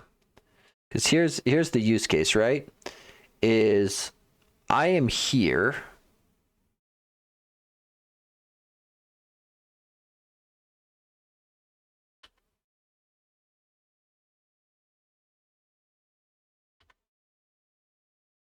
Yeah, see, both of these guys, see, and this is what concerns me, is with 2 dialog hosts open, they're both grabbing a hold of this thing. And I really only want the one that's focused to do this. So if we change this up, and I think it is fair to say, focus manager is focus scope gets true. I think that is a valid thing to do. And then we come down here to this other pop-up. And I think we set this guy here.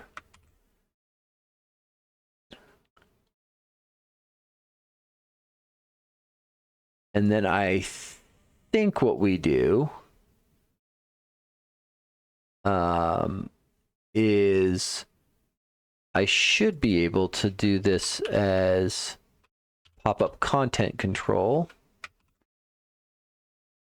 And actually scope. Because I think what this is going to do is now I should only get last focused element not null on one of those. Actually, I guess I should see if I get it on either, because it's possible that neither is the answer. I don't like that choice, but it's a possibility. So let's take a look. Dialog. We go here. Focus is there. I minimize. I do get the text box, and the scope is going to be the pop-up EX. Great. Right? And then I restore, goes back. Great. I'm going to scroll down to 5. I'm going to open this. Focus is here. Right? I'm going to minimize. Scope here is a pop-up EX. Last focus element. Because it's getting the logically focused element inside of this guy. And then this one is a grid, and it's grabbing a text box. But which one's going to win when we restore? Interesting. So probably by virtue of XAML ordering, this guy wins. Because if I do this and then minimize and then restore, it did land on the right one.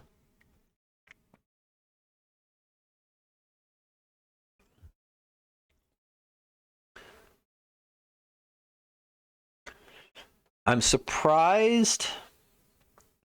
So this works because it's relying on logical focus, not keyboard focus, and keyboard focus has already been lost at the point the window state changes.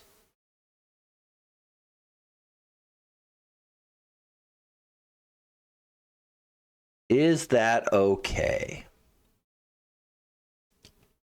Is that okay?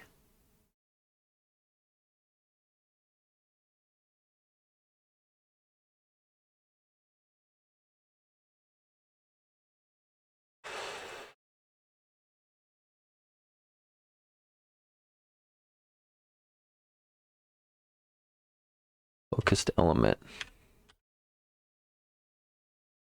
I kind of want to know if we have the keyboard focused element at this point. I suspect we've dropped it. Because I think what's happening is by the time this window state changed has been erased, we are too late. And actually, maybe we should look. Maybe we don't have to wait for that long. If I go here and I minimize, element is null. So let's back up. Do we have a preview event? There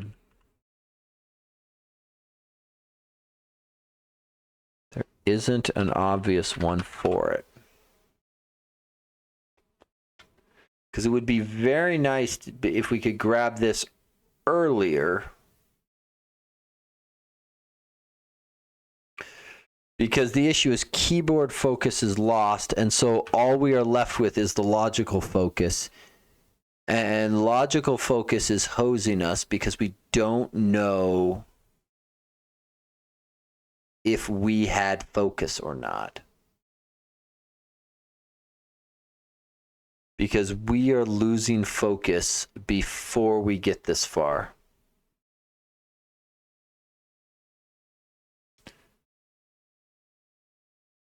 See, Izzy? Yeah, because I think on my calendar it is, I think it's 9 hours out on my calendar. Give or take a little bit. But yes, I'll see you then. And I will be well caffeinated and ready for you to make my head hurt. Interesting. So this is sort of the fundamental issue here is we don't know which element had keyboard focus at the point we get into Windows state changed. I have my Red Bull ready too. Excellent. Well, you'll have had hours to get yourself awake.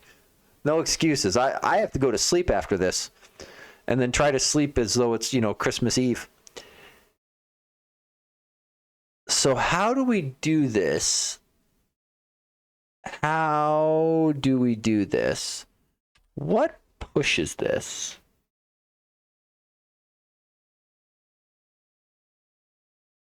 Yeah, see, this is where I'm wondering if we might have to do something really, really crazy.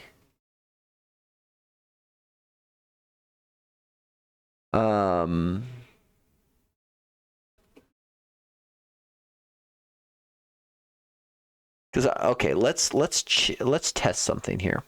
I want to see the order of the events.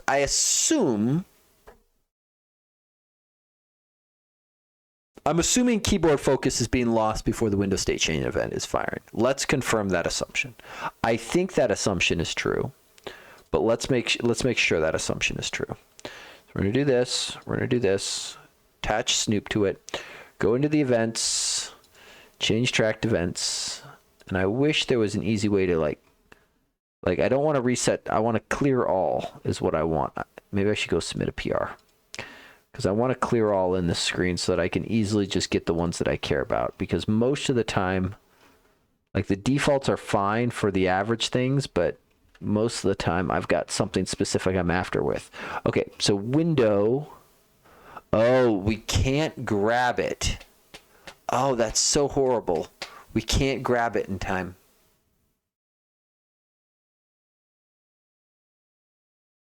Okay. Let's go up here then. Do we know?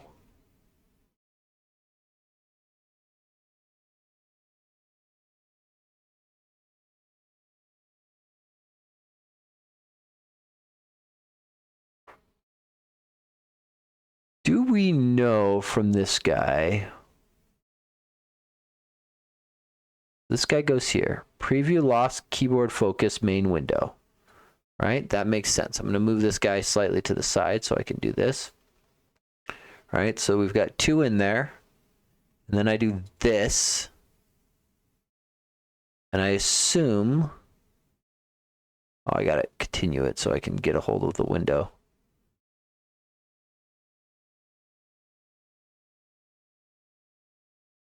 We do lose this guy here.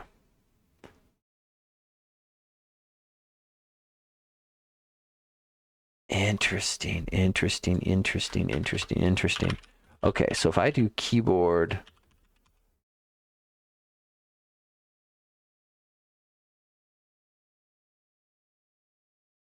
I kind of want to know what's on this event args to see if there's something useful. Input old focus.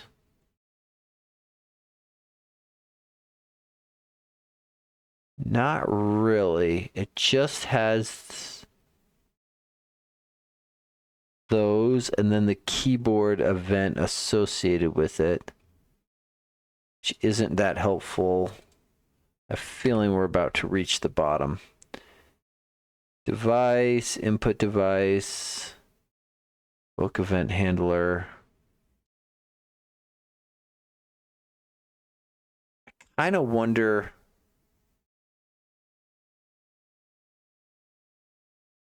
Oh, Hessen, thank you. Yeah. I'm not horribly surprised. Perfect. I am going to put this over here for later. And just see where that gets me, because that bothers me. Let's see. WND proc. This is where we start looking at scary things. Let's see. Because I want to know if windowing events are something you respond to or something... Because I'm a little surprised that keyboard focus gets stripped and then the other event fires.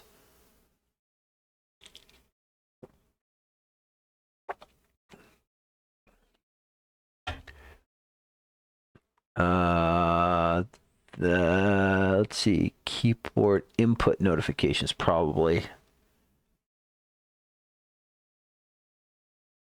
Let's see.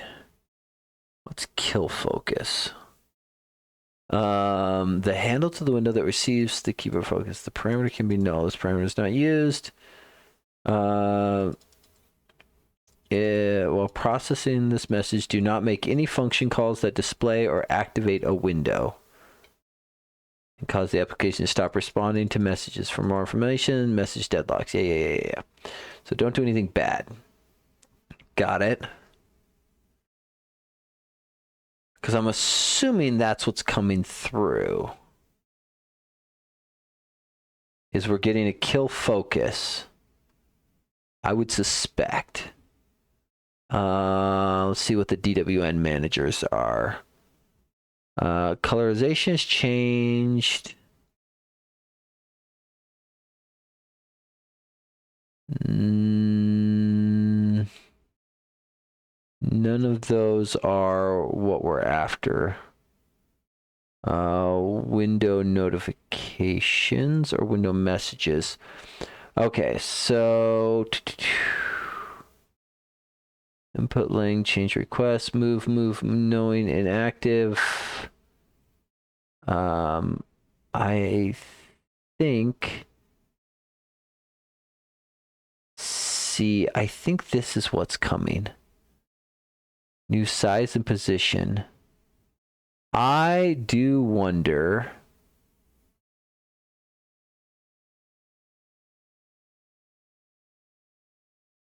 I wonder if this is what I want.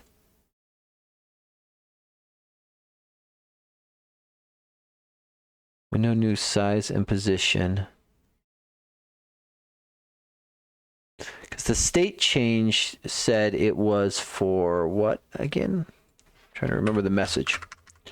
So for people unfamiliar, there is what is called an event loop inside of Windows. So your UI thread is effectively receiving these messages from Windows, telling it all kinds of things, keyboard press, mouse move, all of that stuff. These come in as WinProc messages or WND proc messages. And your UI thread is responsible for handling these messages. WPF doesn't necessarily surface these directly to you. However, it processes these messages and wraps them up in things like this so that you don't have to think about all of the wacky stuff, and instead you can just focus on handling a state changed event. The problem is there's some useful information down there, and sometimes it can be quite handy to say gimme. And so I'm kind of wondering if that's not helpful. Events, event state change. What have you done? Event handler list. Oh, that's right. They've got some wackiness in here. Right. I want to look at this collection and where this gets used, because there's a number of these messages that make it through. And all of these guys get registered. Oh, Shift F3. Yeah, class level handler. Yeah. Okay, so there's nothing there. But I do wonder, because part of me is tempted to try to register for WinProc messages. Let's see, WMD. I think we have done this once already. Hey, Copilot, help me out here real quick. Yeah, that's not what we want to talk about. I want to talk about something different. How can I register to receive WND proc messages in a WPF app? So key thing here, I am on ask mode because I do not want it touching my code yet. We're gonna just have a quick little chat and see if it can be helpful. Yeah. Thanks for reading my active document. You didn't need that. Yeah. That's right. Do we have a call to add hook? See, I thought we had done this somewhere. I vaguely recalled this. So we've done one hook in here already. where we've already grabbed a hold of the sucker. And this is where you can get a hold of so much useful stuff. But just like registering these hooks is very much on you to make sure you don't screw it up. Yeah, so we want something like this. So hypothetically,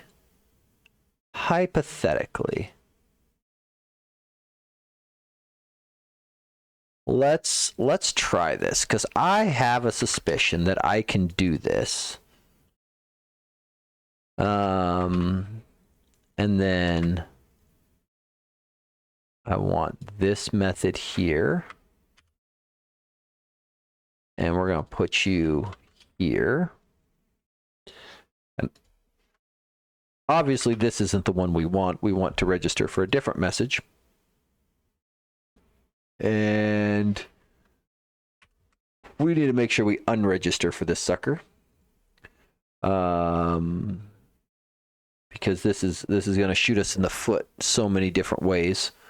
This is leakier than all get out. So we're going to just... Let's see. What's your local function can be made static? Well, let's not get too excited about that. Okay, so I want to know if I register up for window position changing, if this comes through when we minimize. That is what I would like to know. All right, so I'm going to do that. Format that sucker. And really, that's all I care to know is, do you happen?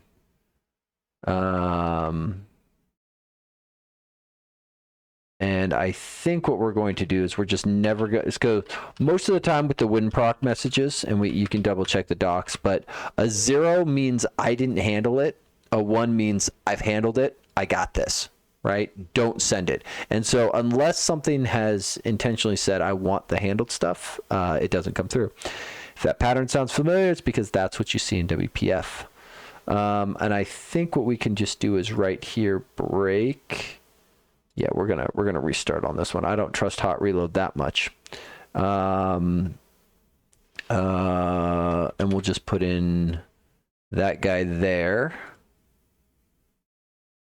as our message, and then we're gonna launch and see. Because I don't doubt position changing probably fires too much. However, if it fires on minimize and we have a focused element with the keyboard, that might be good enough, because I suspect we probably don't want to use logical focus and we want to use keyboard focus instead. I think. So I go here and I go, well, I need to grab the output window. My output. Yeah, so we've already fired a couple of the events. So that one fired there. It did fire. Okay. If it's going to fire, now let's see if we've got a focused element that we can use. So if I go here and I go actions, and then let's see if I can do keyboard focused element. Let's go there. So it's null there. Is it non-null here? No. It is in fact null. At the point that, at least at the point that message comes through, right? And so we know keyboard focused element is the fruit text box here because I can see it in Snoop, right? But at the point I minimize, that time it had the text box. Oh, dang, are these things inconsistent? I'm there. I minimize. Null. Okay. Let's go back here. Go back again. Keyboard input messages. No, import notifications. So we think kill focus is what's coming through.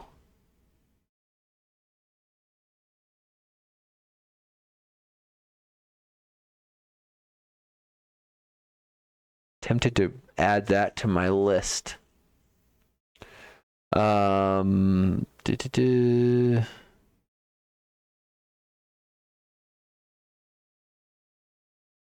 Raw input notifications, probably not.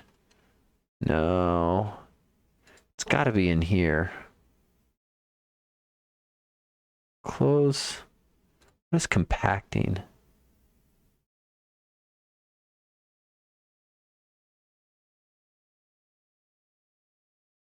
Okay. That is not minimization. Minimization. I don't know what the right word is there. Okay. Enter size move, exit size move. Get min max info. Send to a window when the size or position of the window is about to change.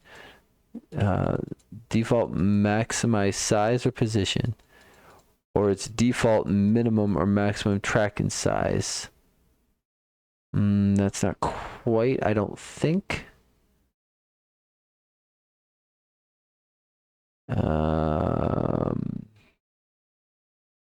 Windows message null.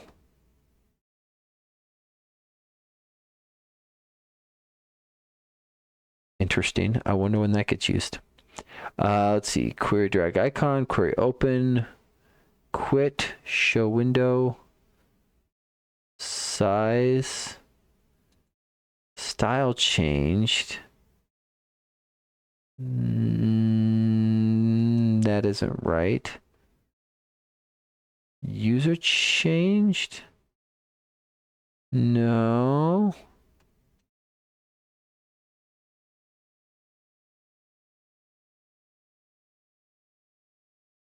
As a result of a call to the set window,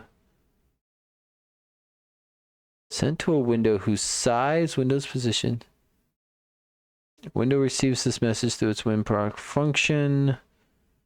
By default, sends are not sent if the application handles the window position change message without calling define Windows proc is more efficient.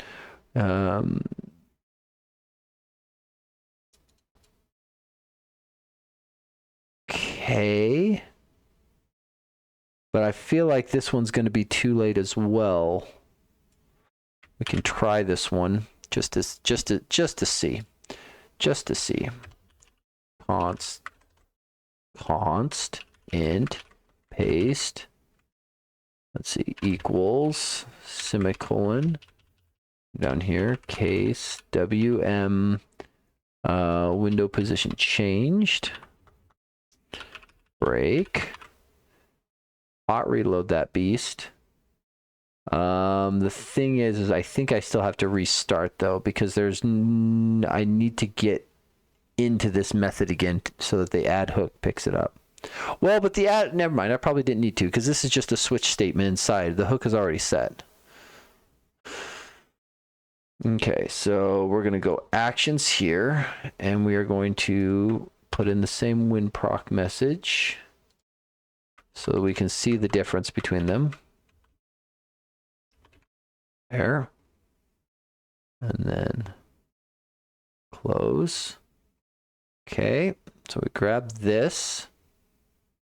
And then we got to go to the dialogues. We're going to open the dialog, which should set the hook. So Windows position changing did fire there. If I minimize,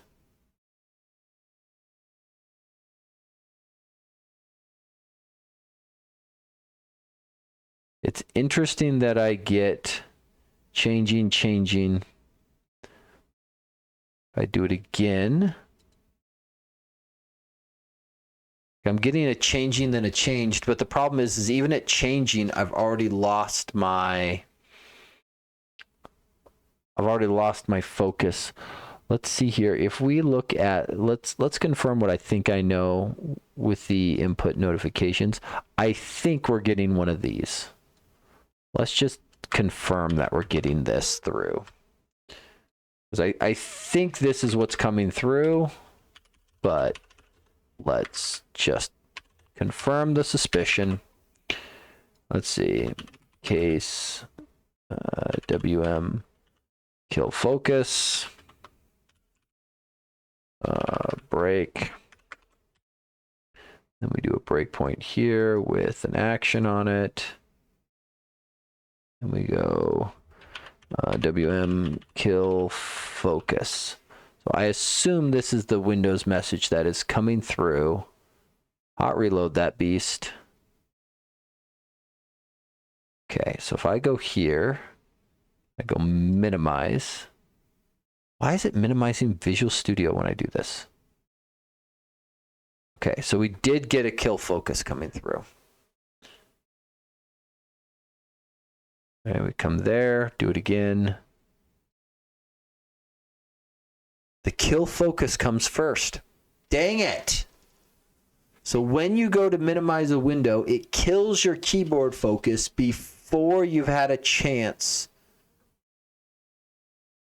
Boy, that's so disappointing.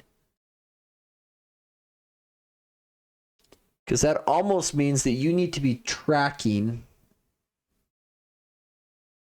when keyboard focus comes in.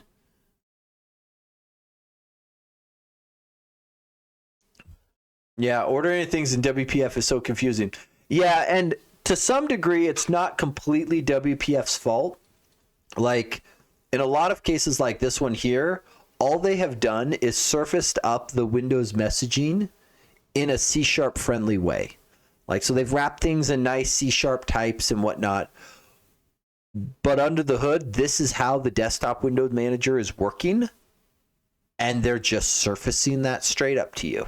So it's annoying. It's kind of ugly, but they're not hiding it from you, but they're definitely making it annoying. Because what I'd really like is a window message that I could watch for that occurs first.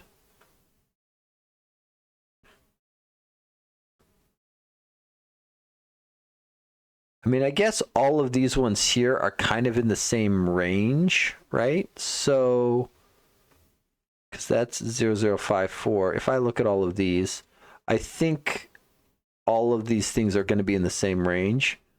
1C, 4.6. I guess they aren't quite in the. They're all over the place. Dang, I was gonna just start dumping them all out to console. And maybe that's not a bad idea. Let's just try that real quick. We've got a hook. We might as well. This is gonna. So, warning. This is about to get real ugly.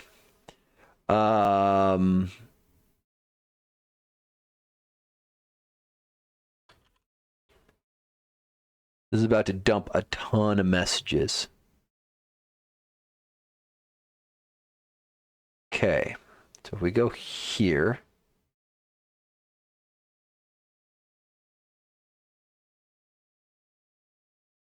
Yeah, so there's going to be a ton of them in here. I'm going to try to do this very delicately. You can see how, man, it just skyrocketed up. I need to get to the window without it firing.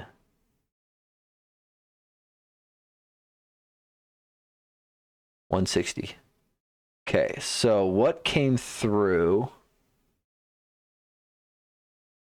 before the kill focus? It's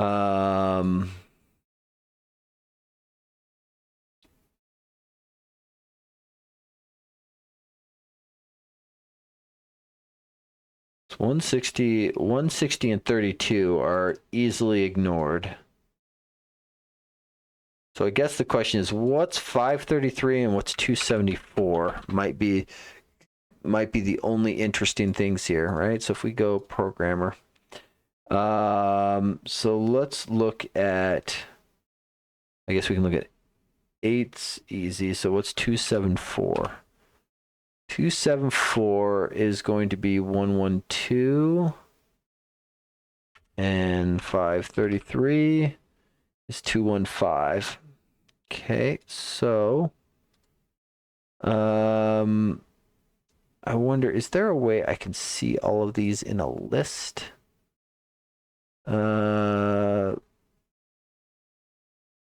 I would like to look at all of the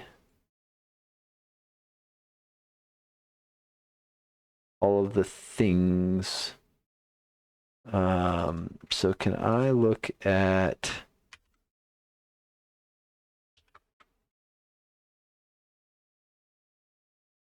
let's see, the header file would probably have it. But I want the source with the header file. Right? Like, why is this hard? User.h. I don't have the SDK. I do.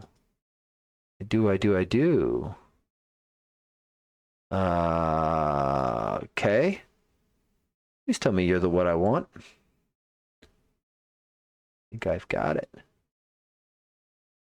Okay, so let's pick on one of the ones that we were using. For example, kill focus. Let's make sure you exist. There we go. There we go. Got him. Got him. Okay, so one of the options was 215. Let's see. They are all in order, it looks like. Thank goodness. To capture changed. That's interesting. Okay. So that was one of the options. And then one of the other ones was, let's see. What was 274 again? 274. So 112. Sys command. That could be interesting. What are you? Windows receives this message when the user chooses a command from the Windows menu, formerly known as the system or control mode. Windows chooses the maximize button, minimize button, restore button, or close button. Oh, look at that.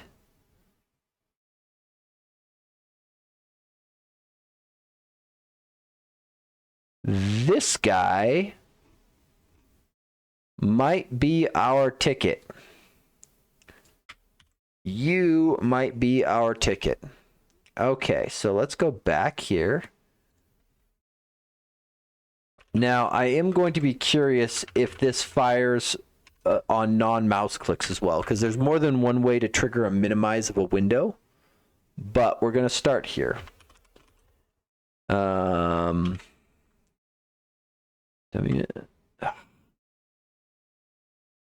This command. Let's see. We're going to put in the break. And then appear to have fudged up all kinds of stuff. So we're going to go here. And then actions. And go with WM sys command. And I want to know about keyboard focused element. Do you exist at the point this message comes through? Okay. Let's go here. We're going to clear this guy out. Focused element. Minimize. Oh, that looks promising. I do not understand why Visual Studio is minimizing when that happens. That feels wrong to me.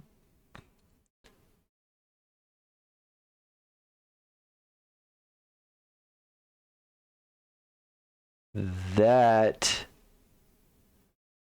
feels like a potential hook.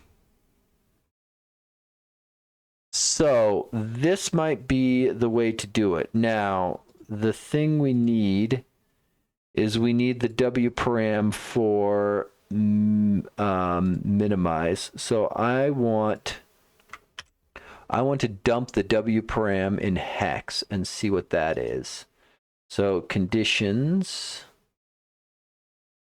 I guess we don't want a condition, but what we want to do here is we do want the what do I got it?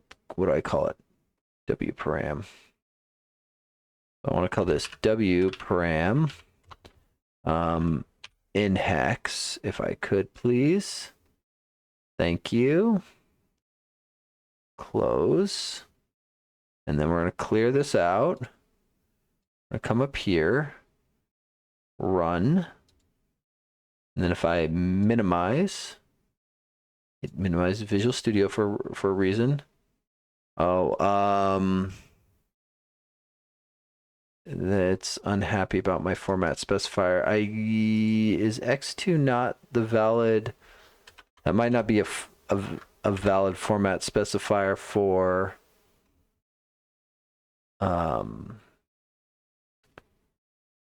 int pointer. Regardless, we'll do it this way. That's fine. We can get at it. So if I go here, F20, okay. But it did fire twice. And I don't know, it's probably firing twice.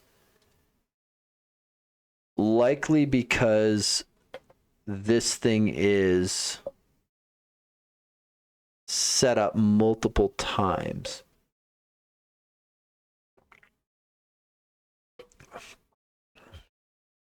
Because where do we listen for state change? This is on dialog open, right? Yeah, so this is on dialog open. So the fact that I never unregister this is problematic. So we absolutely need to clear the registration. But I'm thinking this might be a solution.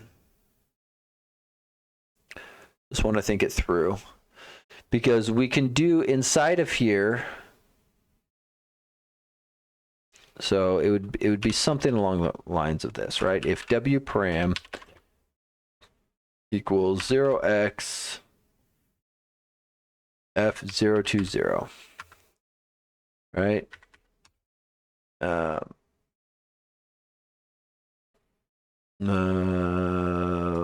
What is the way to get this to just straight down to an int?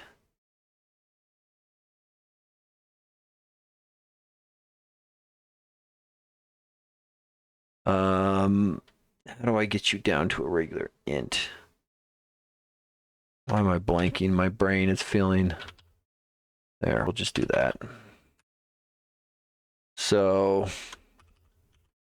minimize. And then it'd be something like... So we know, at this point, we know the command... Oh, that's what we didn't test. We didn't test if it would trigger on other interactions. So I want to try...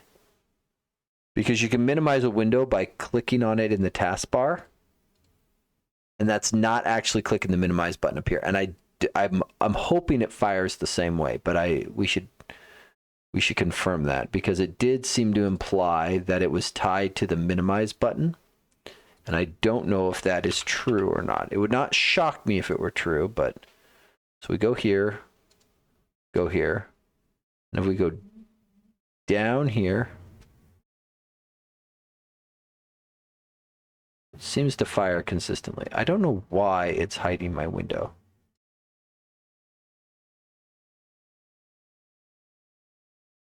Okay, so it seems that the sys command is firing consistently. Okay, so that might be better. Because then we could do if and let's see, pop-up content control,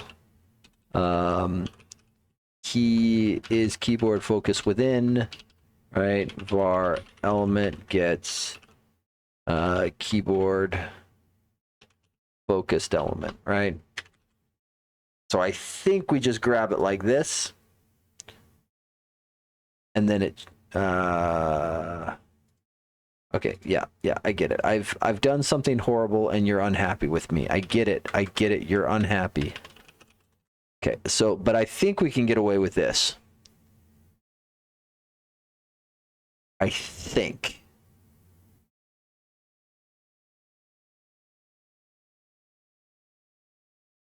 And obviously this would end up going into a constant as well, just to keep things going smoothly. Okay, where are we at? My demo app go? It launched on the wrong screen. Okay, so let's go here. Dialogues, right? I open this. Go here. I didn't hit my breakpoint. I'm going to grab it here instead. Which now I'm going to hit. If I go here,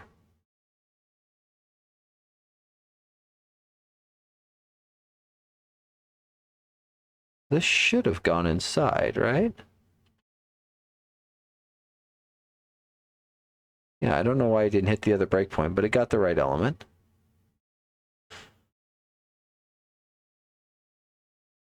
Great. Okay, so that makes me feel slightly more warm and fuzzy if we do it this way. Because then we don't have to rely on logical focus. We can rely on keyboard focus, which I think is the real intent of what we want. Because if multiple dialogues are opened, only one can have keyboard focus, but multiple could have logical focus.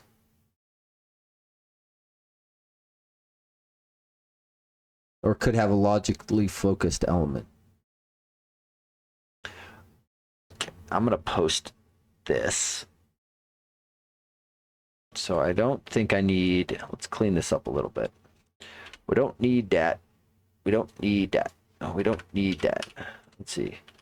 Const int wm, no, it's not wm. What is the sys command? And so one, let's put the docs on this.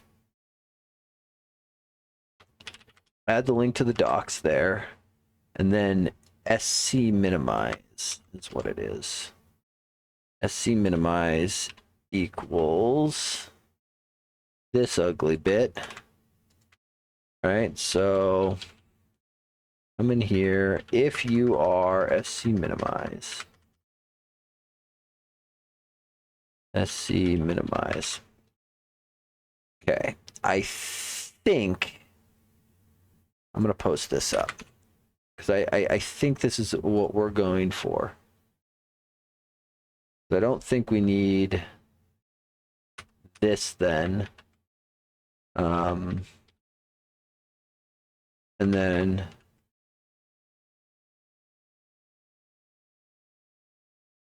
persist word element. Let's see here. I'm going to move this up to here. Only persist the one with keyboard focus. So I think this something of this nature. So I'm going to take this. So I'm going to grab this. We're going to go here. We're going to go here.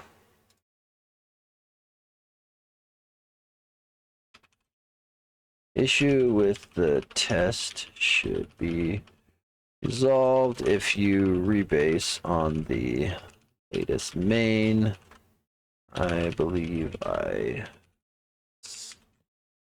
Let's see, fix that test last week. On the note of focus, I think we want to use the keyboard focused element that is rather than the logically focused element.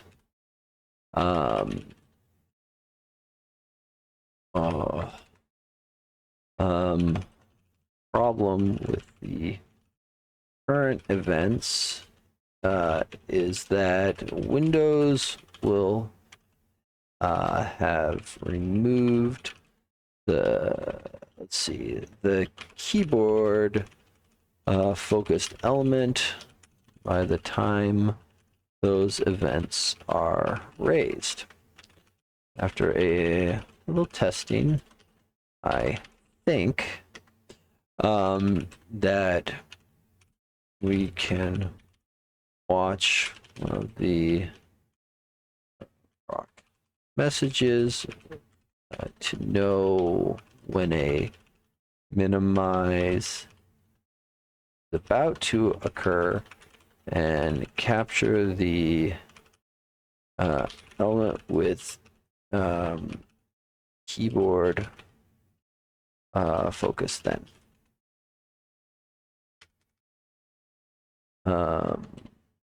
Paste this, let's see, scroll. This code still has the to-dos, and we're going to add one up here.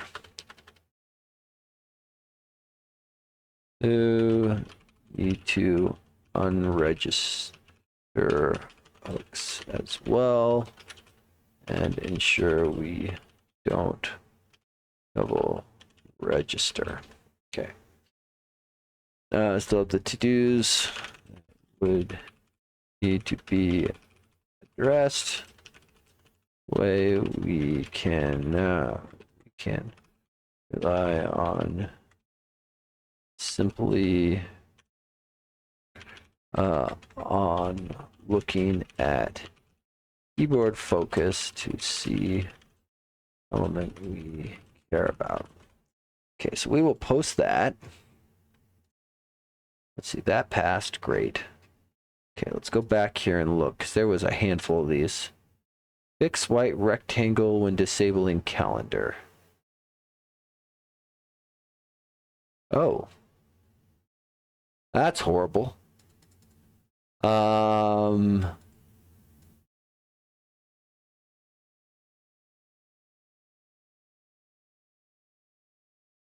Yeah, so I can agree. That's ugly.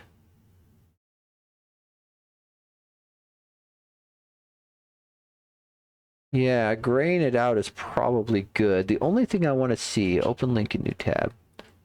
Does that...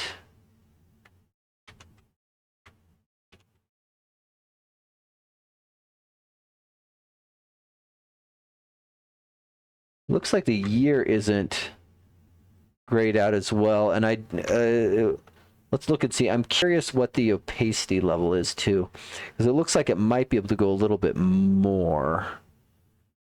Let's see. Data context controls enabled, blah, blah, blah. This is just adding it to the demo. Great. Let's see. This is demo on the third one. Okay. 2056.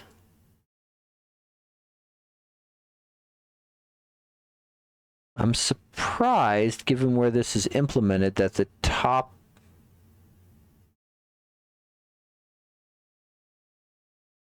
let's see, disabled visual is there. Disabled visual. I'm surprised given where this is set. Let's just check out the branch. Because I agree, that current behavior looks completely unacceptable. I'm actually kind of surprised no one else has encountered that. Let's see, check out. what was the failure on the pipeline on this one? Sorry, slight detour. Because this one shouldn't have had test failures. Why is there a test failure? Come on. Give me the scroll bar. There you go. Scroll in, scroll in, scroll in, scroll in, scroll in. Where is the...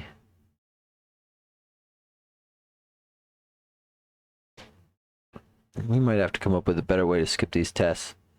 Let's see. Can move top level element up. Just briefly look at this test. I'm getting annoyed with all of these tests failing, and so I kind of want to slaughter them as quickly as possible. The good news is that shows that there is a artifact, so go all the way to the bottom. We should have a screenshot of what happened. Great. And then let's go up. And let's see. This failed on... where's the line number? Line 1029. That's not right. Tree list view tests. Am I in the wrong class? Can move.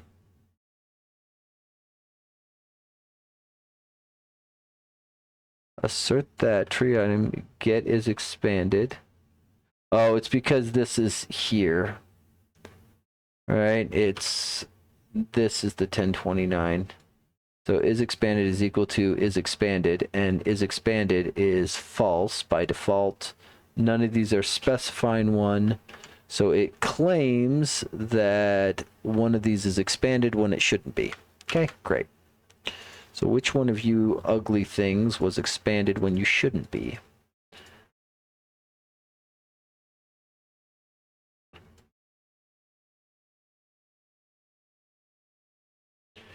Interesting. The answer is none of them. That's kind of wrong. That's kind of stupid. I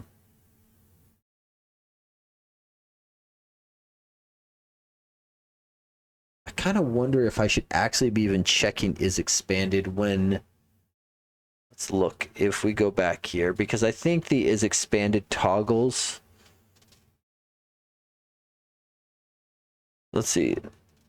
Second item, left click, second item, get is selected, and then if that doesn't trigger, it goes around. So it got there, moved up. The thing that bothers me with this is what probably happened is this wait for probably iterated twice.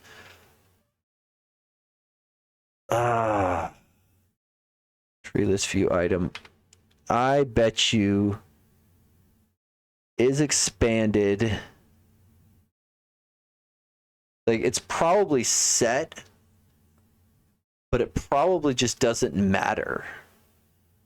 Because is expanded is being set. Okay, so here's what we're going to do. We're going to make these tests more resilient. Because I don't actually care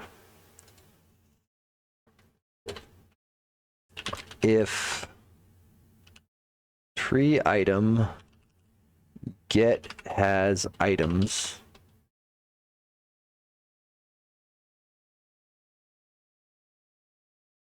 Then we'll do this assertion. There's no point in asserting on is expanded if we don't have items. I think that's the easiest way to do this. Okay. We'll leave that. We may push it. Let's go look at this calendar, because I'm gonna relaunch because I don't know what I think I was in a bad state after doing that. Because this should then, because yeah, that white rectangle is disabled visual. I'm kind of surprised no one's logged a bug for that. I guess people don't typically disable the calendar control.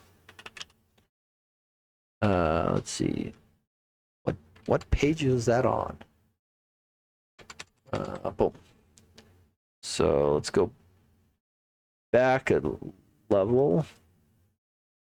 Okay, what page is this on? Because I just want to look at that top year to make sure that it's grayed out. Pickers, that's right. That's what I'm looking for.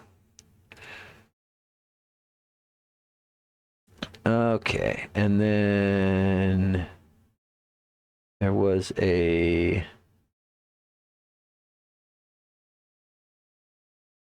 So controls is disabled. Toggle, but I don't see that on here somewhere. I don't know that.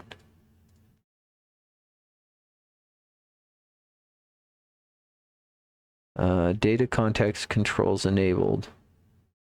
There's a data binding to this controls enabled, but I don't know where it is being toggled from. Let's see. Do we even expose it somewhere? You know what? We can just test this with Snoop, because that is just as good for me. Because all I want to check on is to make sure that when we do this, see, where is the calendar control? And we go is enabled, and we go quink. Yeah. I am surprised the year is not being grayed out. So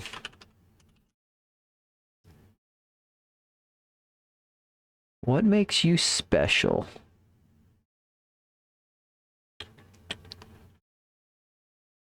Right? The other ones clearly have an opacity set, but where? And here's the thing, is they're both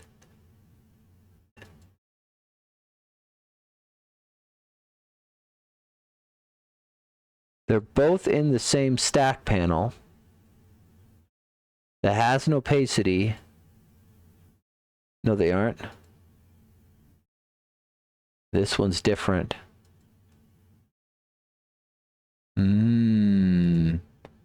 That one is different. Okay. Okay. Let's go up a little too, because I want to look at what this guy gets set to.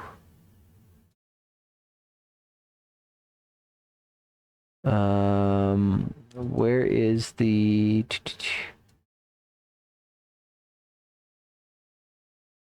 So 056 is what we use for the disabled one. Okay.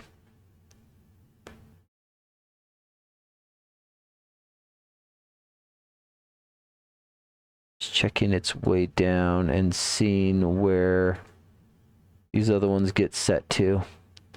But it looks like that's right. So I think then...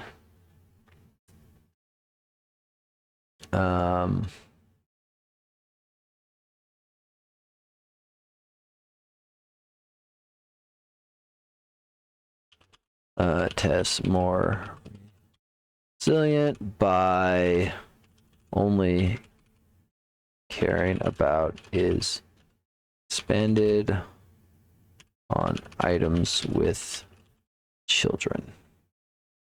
So I think that's a better solution. Put you there, commit, just push that into Corvin's branch. And then I think I just want to leave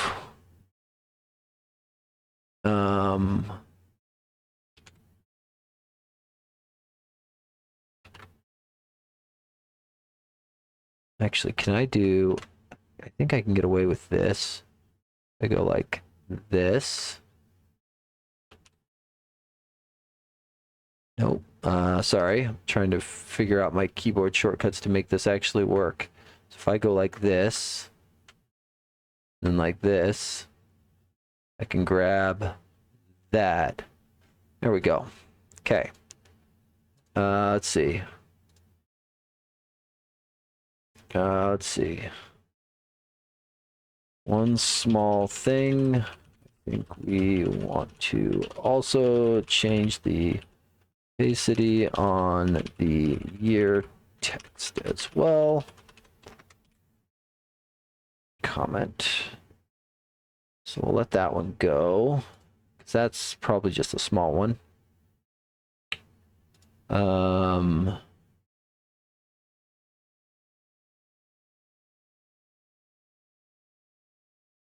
And what did you fail for? Hey, we got all these test failures, and I don't like these. 2 failed. Great. Great. Just gonna keep whacking away at these. Just gonna keep whacking. Hey, how we doing? National holiday in Germany. Oh, yes. Sorry. I had my Twitch chat covered up. Yeah. I think it looks like the opacity is just being set at a level too low. It's probably not a very big change, but other than that, it looks great. I am very shocked that that calendar change has been sitting there for that long, and apparently no one's noticed it, because that's a ye-old bug, and I'm very surprised that it's lived this long. Let's see. This one shows as failed. Let's see. Expected date picker get text to be null, but found invalid date. Okay. Let's go back here. Check out. And I'm kind of just playing whack-a-mole on some of these tests because they are, I think T-Unit runs a little faster, and so things are unfortunately more susceptible to failure, I think, is the way it's going. Okay, so we expected this guy to, for better user guidance, I was like, yeah, that's the appropriate reaction, because that is very, very wrong. 100% agree with you on that. So either the delay wasn't long enough, and this might just need to be an await on the assert. So let's just grab the screenshots. Grab the screenshots, and let's take a look.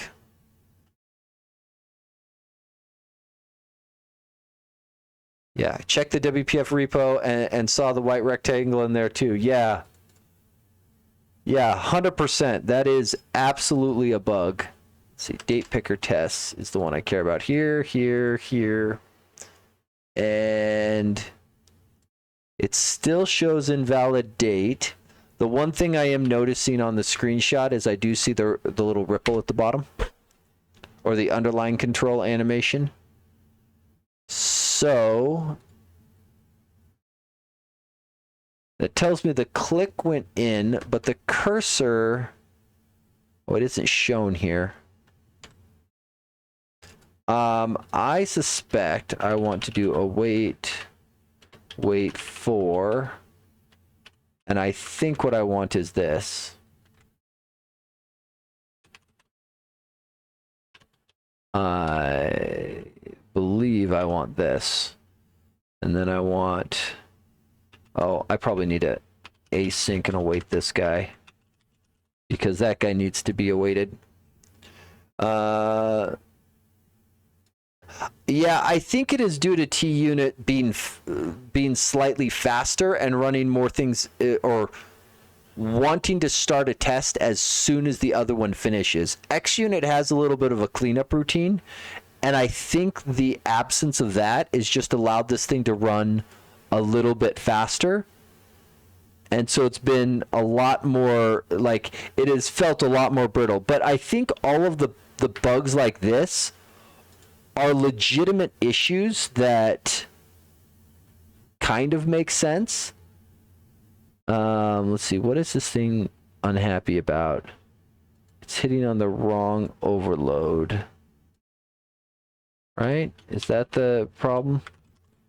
I think this is where task string null.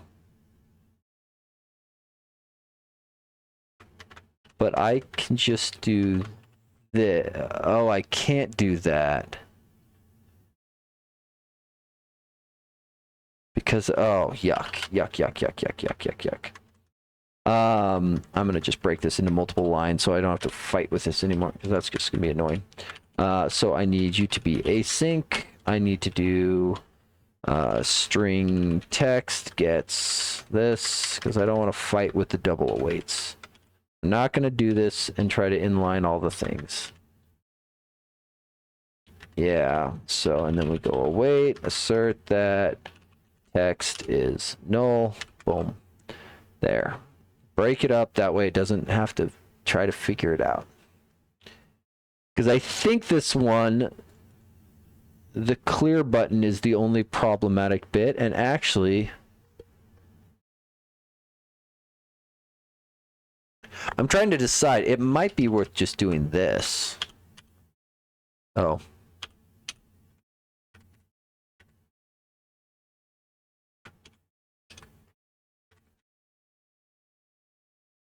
Because this technically lets a bug through if we were to implement something where, I mean, if the clear button did something funky, but that feels way too simple. Okay, we'll do that and make that guy a little more resilient. What's the other one? What's the other one? Show me the other failure. One of you will not say skipped. I should look and see if there's a way to get rid of skipped on the output, because this is kind of annoying to look at. Let's see. Split button with button and pop-up can be invoked. I thought isn't this the one I looked at last week?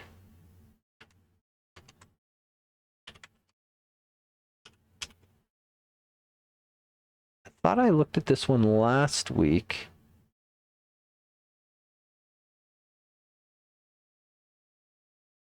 What is the failure? Expected invocation to have a count of 1, but with 0 instead. Oh, it is my end.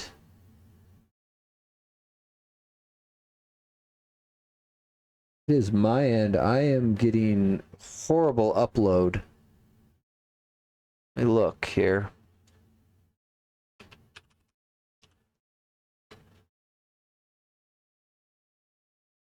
Yeah, I'm running at a 20% of what I should be.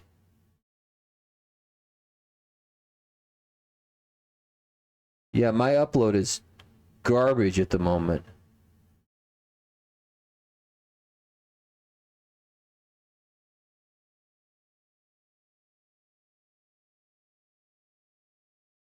Wow. Okay.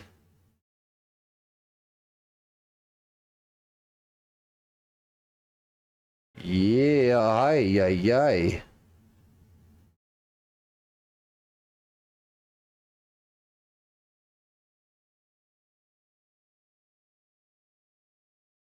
Yeah, this is why it's having trouble. That no bueno. Why the heck is my internet so trash right now?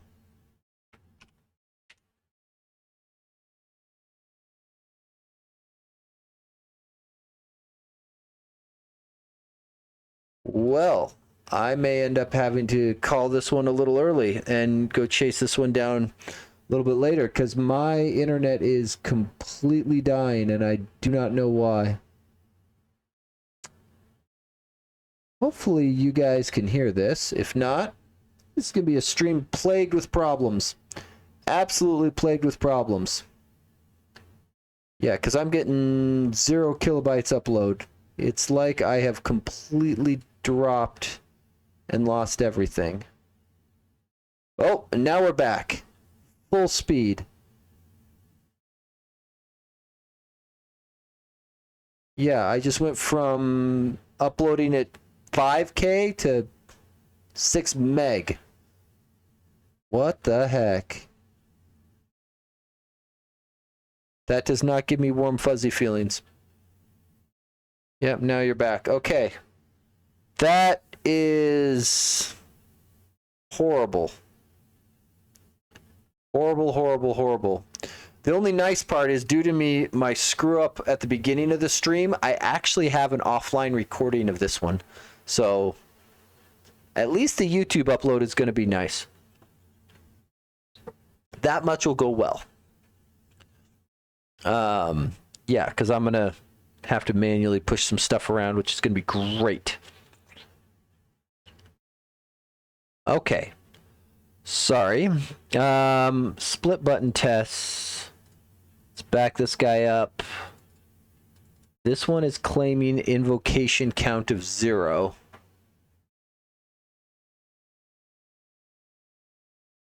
So what exactly is this test doing? Because this one has failed multiple times for me. So pop-up box. So we left click the pop-up box. We wait, so we got down to here, which means we got past these assertions. So we know the pop-up was visible. We clicked on the pop-up content. And then the click event, button base, pop-up content. So we clicked this button here.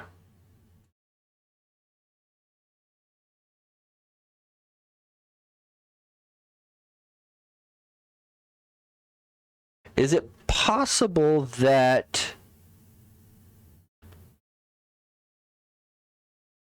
because the left click should send a handful of commands through? Because send click, left down, left up should have an implicit move to the device.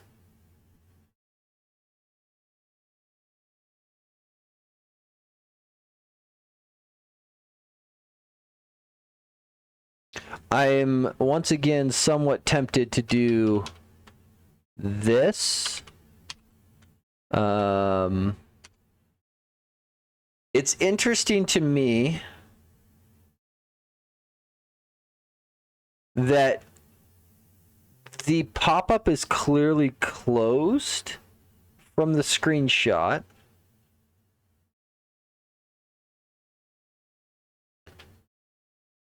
Like, what bothers me is we got past these assertions, and I'm trying to square that with this image.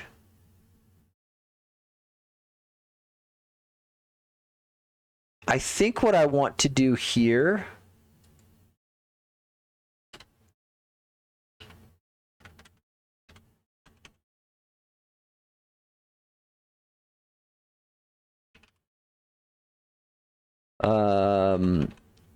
recorder.save screenshot, pop-up open. I think I just want I think I want to leave this as is.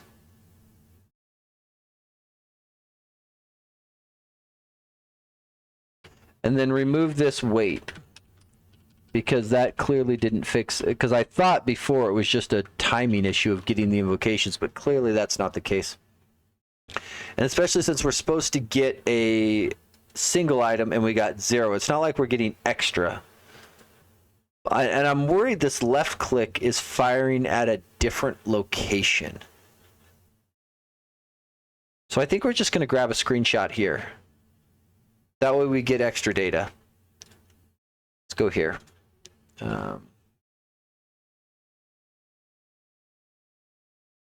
Yeah, so we'll send that and see how that goes. Because this one here should be good. I did approve it, right? I think I did. I should have approved it. Yeah, that guy's got auto merge set. So we'll see it. We'll see if that guy goes. Okay. I think this one is now. Let me look.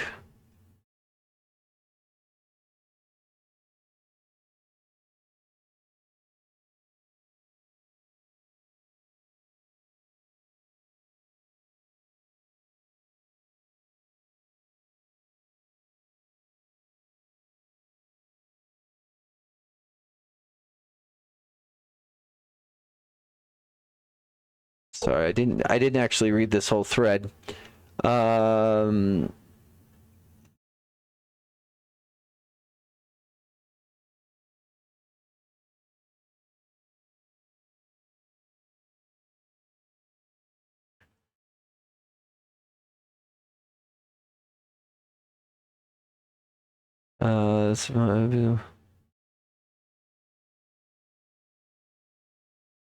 Everything is always centered, blah, blah, blah.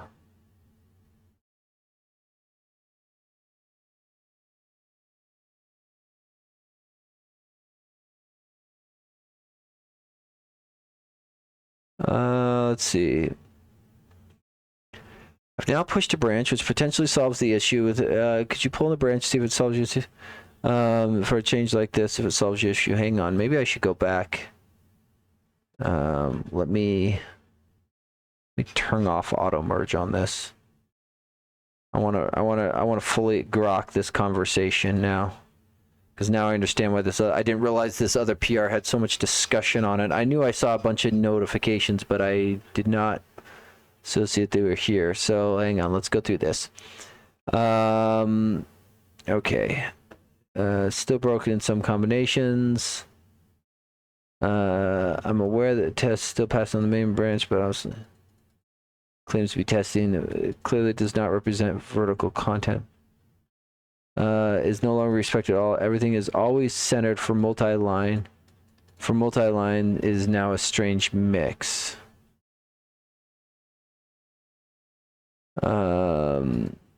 Let's see. As you can see, the prefix suffix follow the text. The icons do not, nor does the clear button. I think that's intentional, though. I vaguely recall.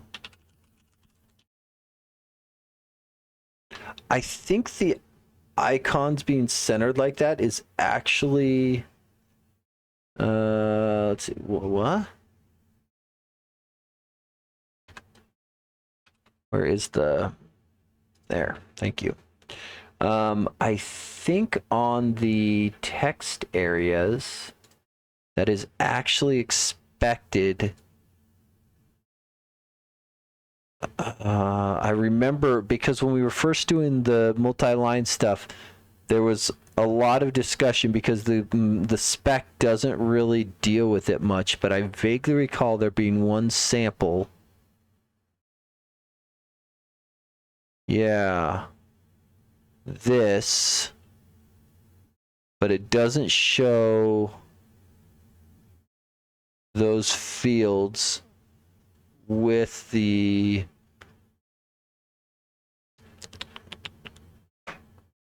it doesn't show those fields with the multi-line. I vaguely recall there being only a single example of the multi-line with like the clear button or something on it. Yeah, because this is because we had to kind of infer what the intent was. Multi-line causing the text field to expand, shifting the screen elements downwards. See, they don't have the concept of starting with the multi-line area in the same way that WPF does.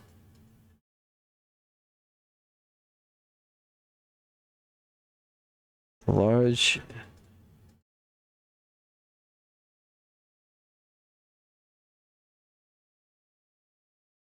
Yeah, it's not quite the same. Okay, let's go back here. If we follow the text, the icons do not, nor does the clear button. The scroll bar does not fill the width of the text box, but only the width of the part content hosts. Not an enter you've introduced. I think the main issue we're facing here is the alignment of the icons should follow each other unless explicitly said otherwise. This is where the issues arise with the part content hosts. It would be nice to have this always fill the available height to display the optional scroll bar at the bottom. I think the other thing is this idea, like the material design stuff does not,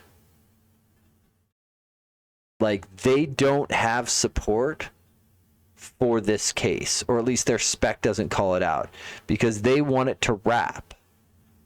And this is kind of the fundamental problem is like we follow the material design spec. However, we also try to make sure that that this library is a drop-in replacement for WPF apps, and some WPF apps want to have their text boxes horizontally scroll. And so it gets to be weird because now it's like the default should be to follow it, but if somebody turns it off, it needs to not completely fail. Yeah. So my current approach on the local branch is to leave the code as is with regard to alignment, but then always hide the built-in scroll bar on the part content host and place another scroll bar at the bottom of the text box where you would expect it to be, and synchronize its offset in both directions with the built-in one. Currently doing this with the behavior to hook up some events to synchronize. Yeah, we saw that. Here all the events still align with each other and hard-coded while the text vertical content alignment at top is still respected and the custom scroll bar sits where you would expect it to.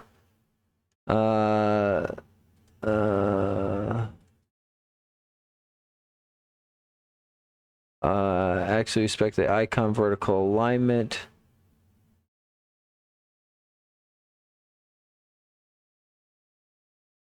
Because the horizontals won't scroll and hide the icons. Well, yes, but I think what Nikolai did is his scroll bar doesn't hide the icons.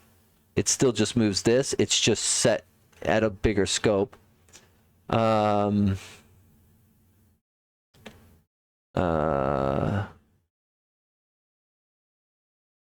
Yeah, and I think that's the comment here. It will not hide the icons or the clear button.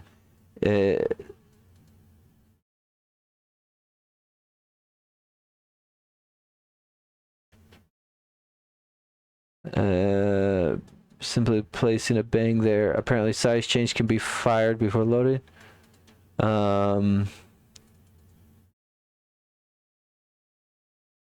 Yeah, let's see. Thanks for your explanation. Your point definitely makes sense.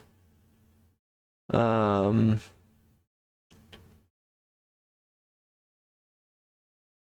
would you mind checking? Doesn't that appear right now? There is a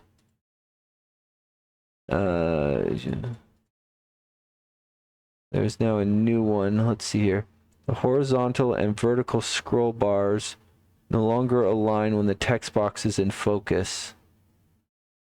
For reference, here's how it looked before.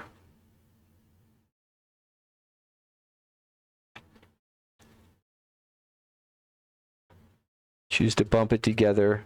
I don't know that this... I wouldn't expect this to be a huge performance hit. Like, there's some performance hit because you've got an extra element in there that wasn't there before.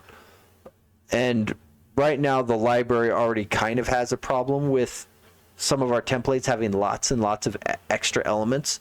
Because there's so many switches people can turn on and off, our templates have lots of elements that are added and removed or hidden and shown based upon it, but they're still there. So they're kind of heavy. At some point, I would love to go through and try to clean up some of the templates and like break out different things, because the problem with attached properties is you then have to handle every permutation of the property being like a true or false, right? And so your template has lots of elements in it that if those toggles are never turned on are just wasteful. But the advantage is now you can let people combine and turn things on and off as much as possible. And I think we may have gone too far in one way and dialing it back down to because if you do separate styles, people can't mix and match. And so there's, I think, a balancing act there.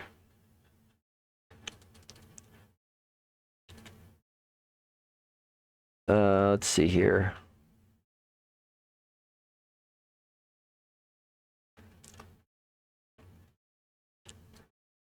Notice the field picks the difference between the two.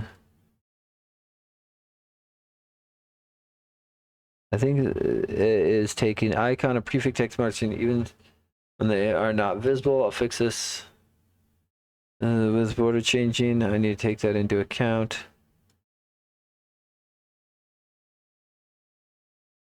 but I'm currently... Everything now looks good for my use case. However, there was a... Still moves around in the non-outline variants. 27 inch. I'll fix that and create of course thanks to it. Don't recall the actual size, but yes, a 4K monitor. Okay.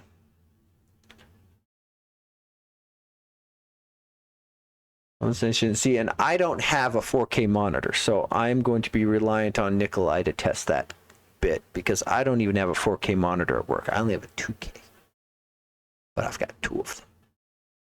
Okay, so I think I should chime in on all of this. Because I didn't realize how much was here. So let's...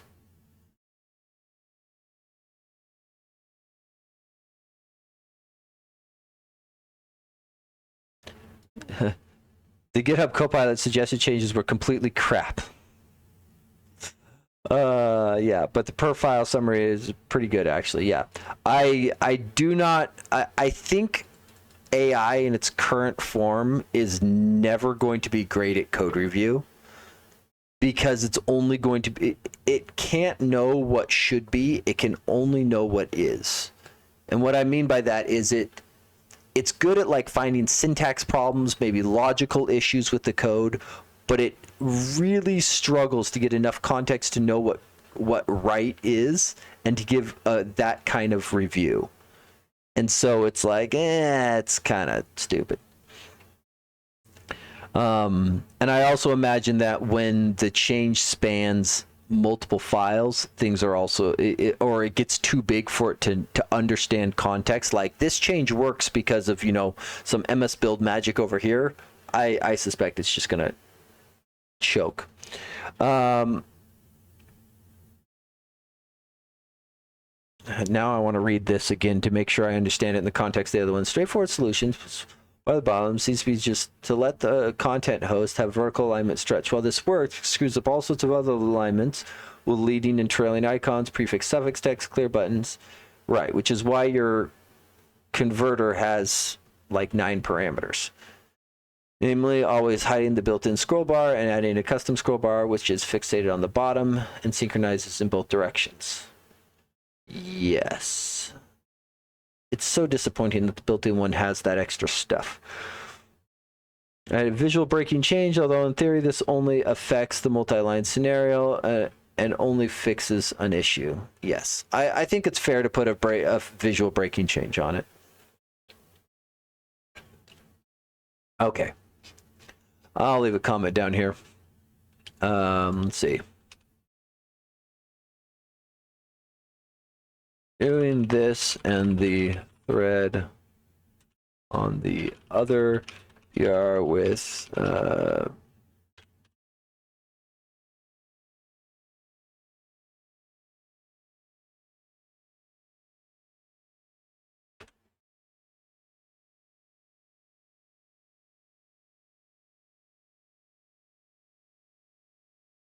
cleanup and some... Okay, so I am good with that, and so I will give him a moment to... I'll leave autocomplete off and let Nikolai do it. Okay, this guy went green. That's good. So that is perfect. And then that will end up going there, and then... Corvins, were you here on my for this comment down here around the focus stuff? Because I was going to explain it unless you wanted to jump back and take a look at... I wasn't. No. Okay. So I was playing around with this before you jumped on. And one of the things that I realized is when we go through the focus manager, you will end up getting elements that that if you look at their has keyboard focus, it'll be false. And if you look at keyboard focused element, it'll be null. And the reason, after a little bit of debugging around, is because the point at which the Windows state changed event is raised, Windows has already cleared the focus element. So I went through and registered a message handler. And at one point, I actually dumped out every message that was coming through on the minimize to figure out which message would actually be useful to us. Because the problem that I was running into, and I could probably back this guy up, is in all of these messages. So the keyboard input notification, there's a WM kill focus, which is what causes the keyboard focus element to go to null. And this comes through very early in the flow when a window is minimized. However, when a window is getting ready to minimize, because WPF doesn't expose a window state changing method or event.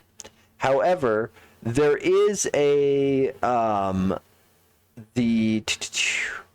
was it? I had it on one of these. We do get this sys command message that comes through, and it seems, at least on what testing I was doing, it seems to come through, even though this talks about the minimize button up in the corner. It also comes through if I minimize the window in other ways with either my right click or clicking on the taskbar. So I think it's catching all cases. A bit of a question mark. I might think about if there's any other ways that I know of to do this. But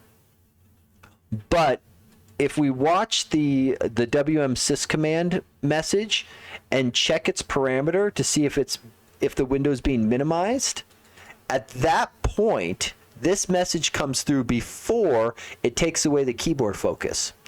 So what that lets us do then is, if we watch for that, we can actually then just check and see, are we inside? Is keyboard focus inside of the pop-up, whether that's the embedded or not? And then we can just do keyboard focused element and grab that. And then we're only ever grabbing the focused element of the dialog host that's opened. Because on the demo app, on the dialog page, you can use sample 5 and either 1 through 4, and you can have multiple dialogues open at the same time. And so without this, you'll end up having every open dialog host try to capture a focused element and then try to reset it back. So I think we want to go something like this. Obviously, this needs to be dealt with the register unregistering bits to make sure that we actually clean ourselves up. And then we actually need to do the needful to set up the element. It might be as simple as setting the underscore last focused element right here. That might be the end of this, but this is as far as I got with the testing. So I left this here. I think this makes it easier, despite the fact that it requires dropping to a lower level API. But I think it simplifies some of the logic of trying to deal with the wacky timing of events coming through. So I think we might want to go this route on it. Yeah, and then, like I said, we need to deal with the unregistration case and that sort of thing.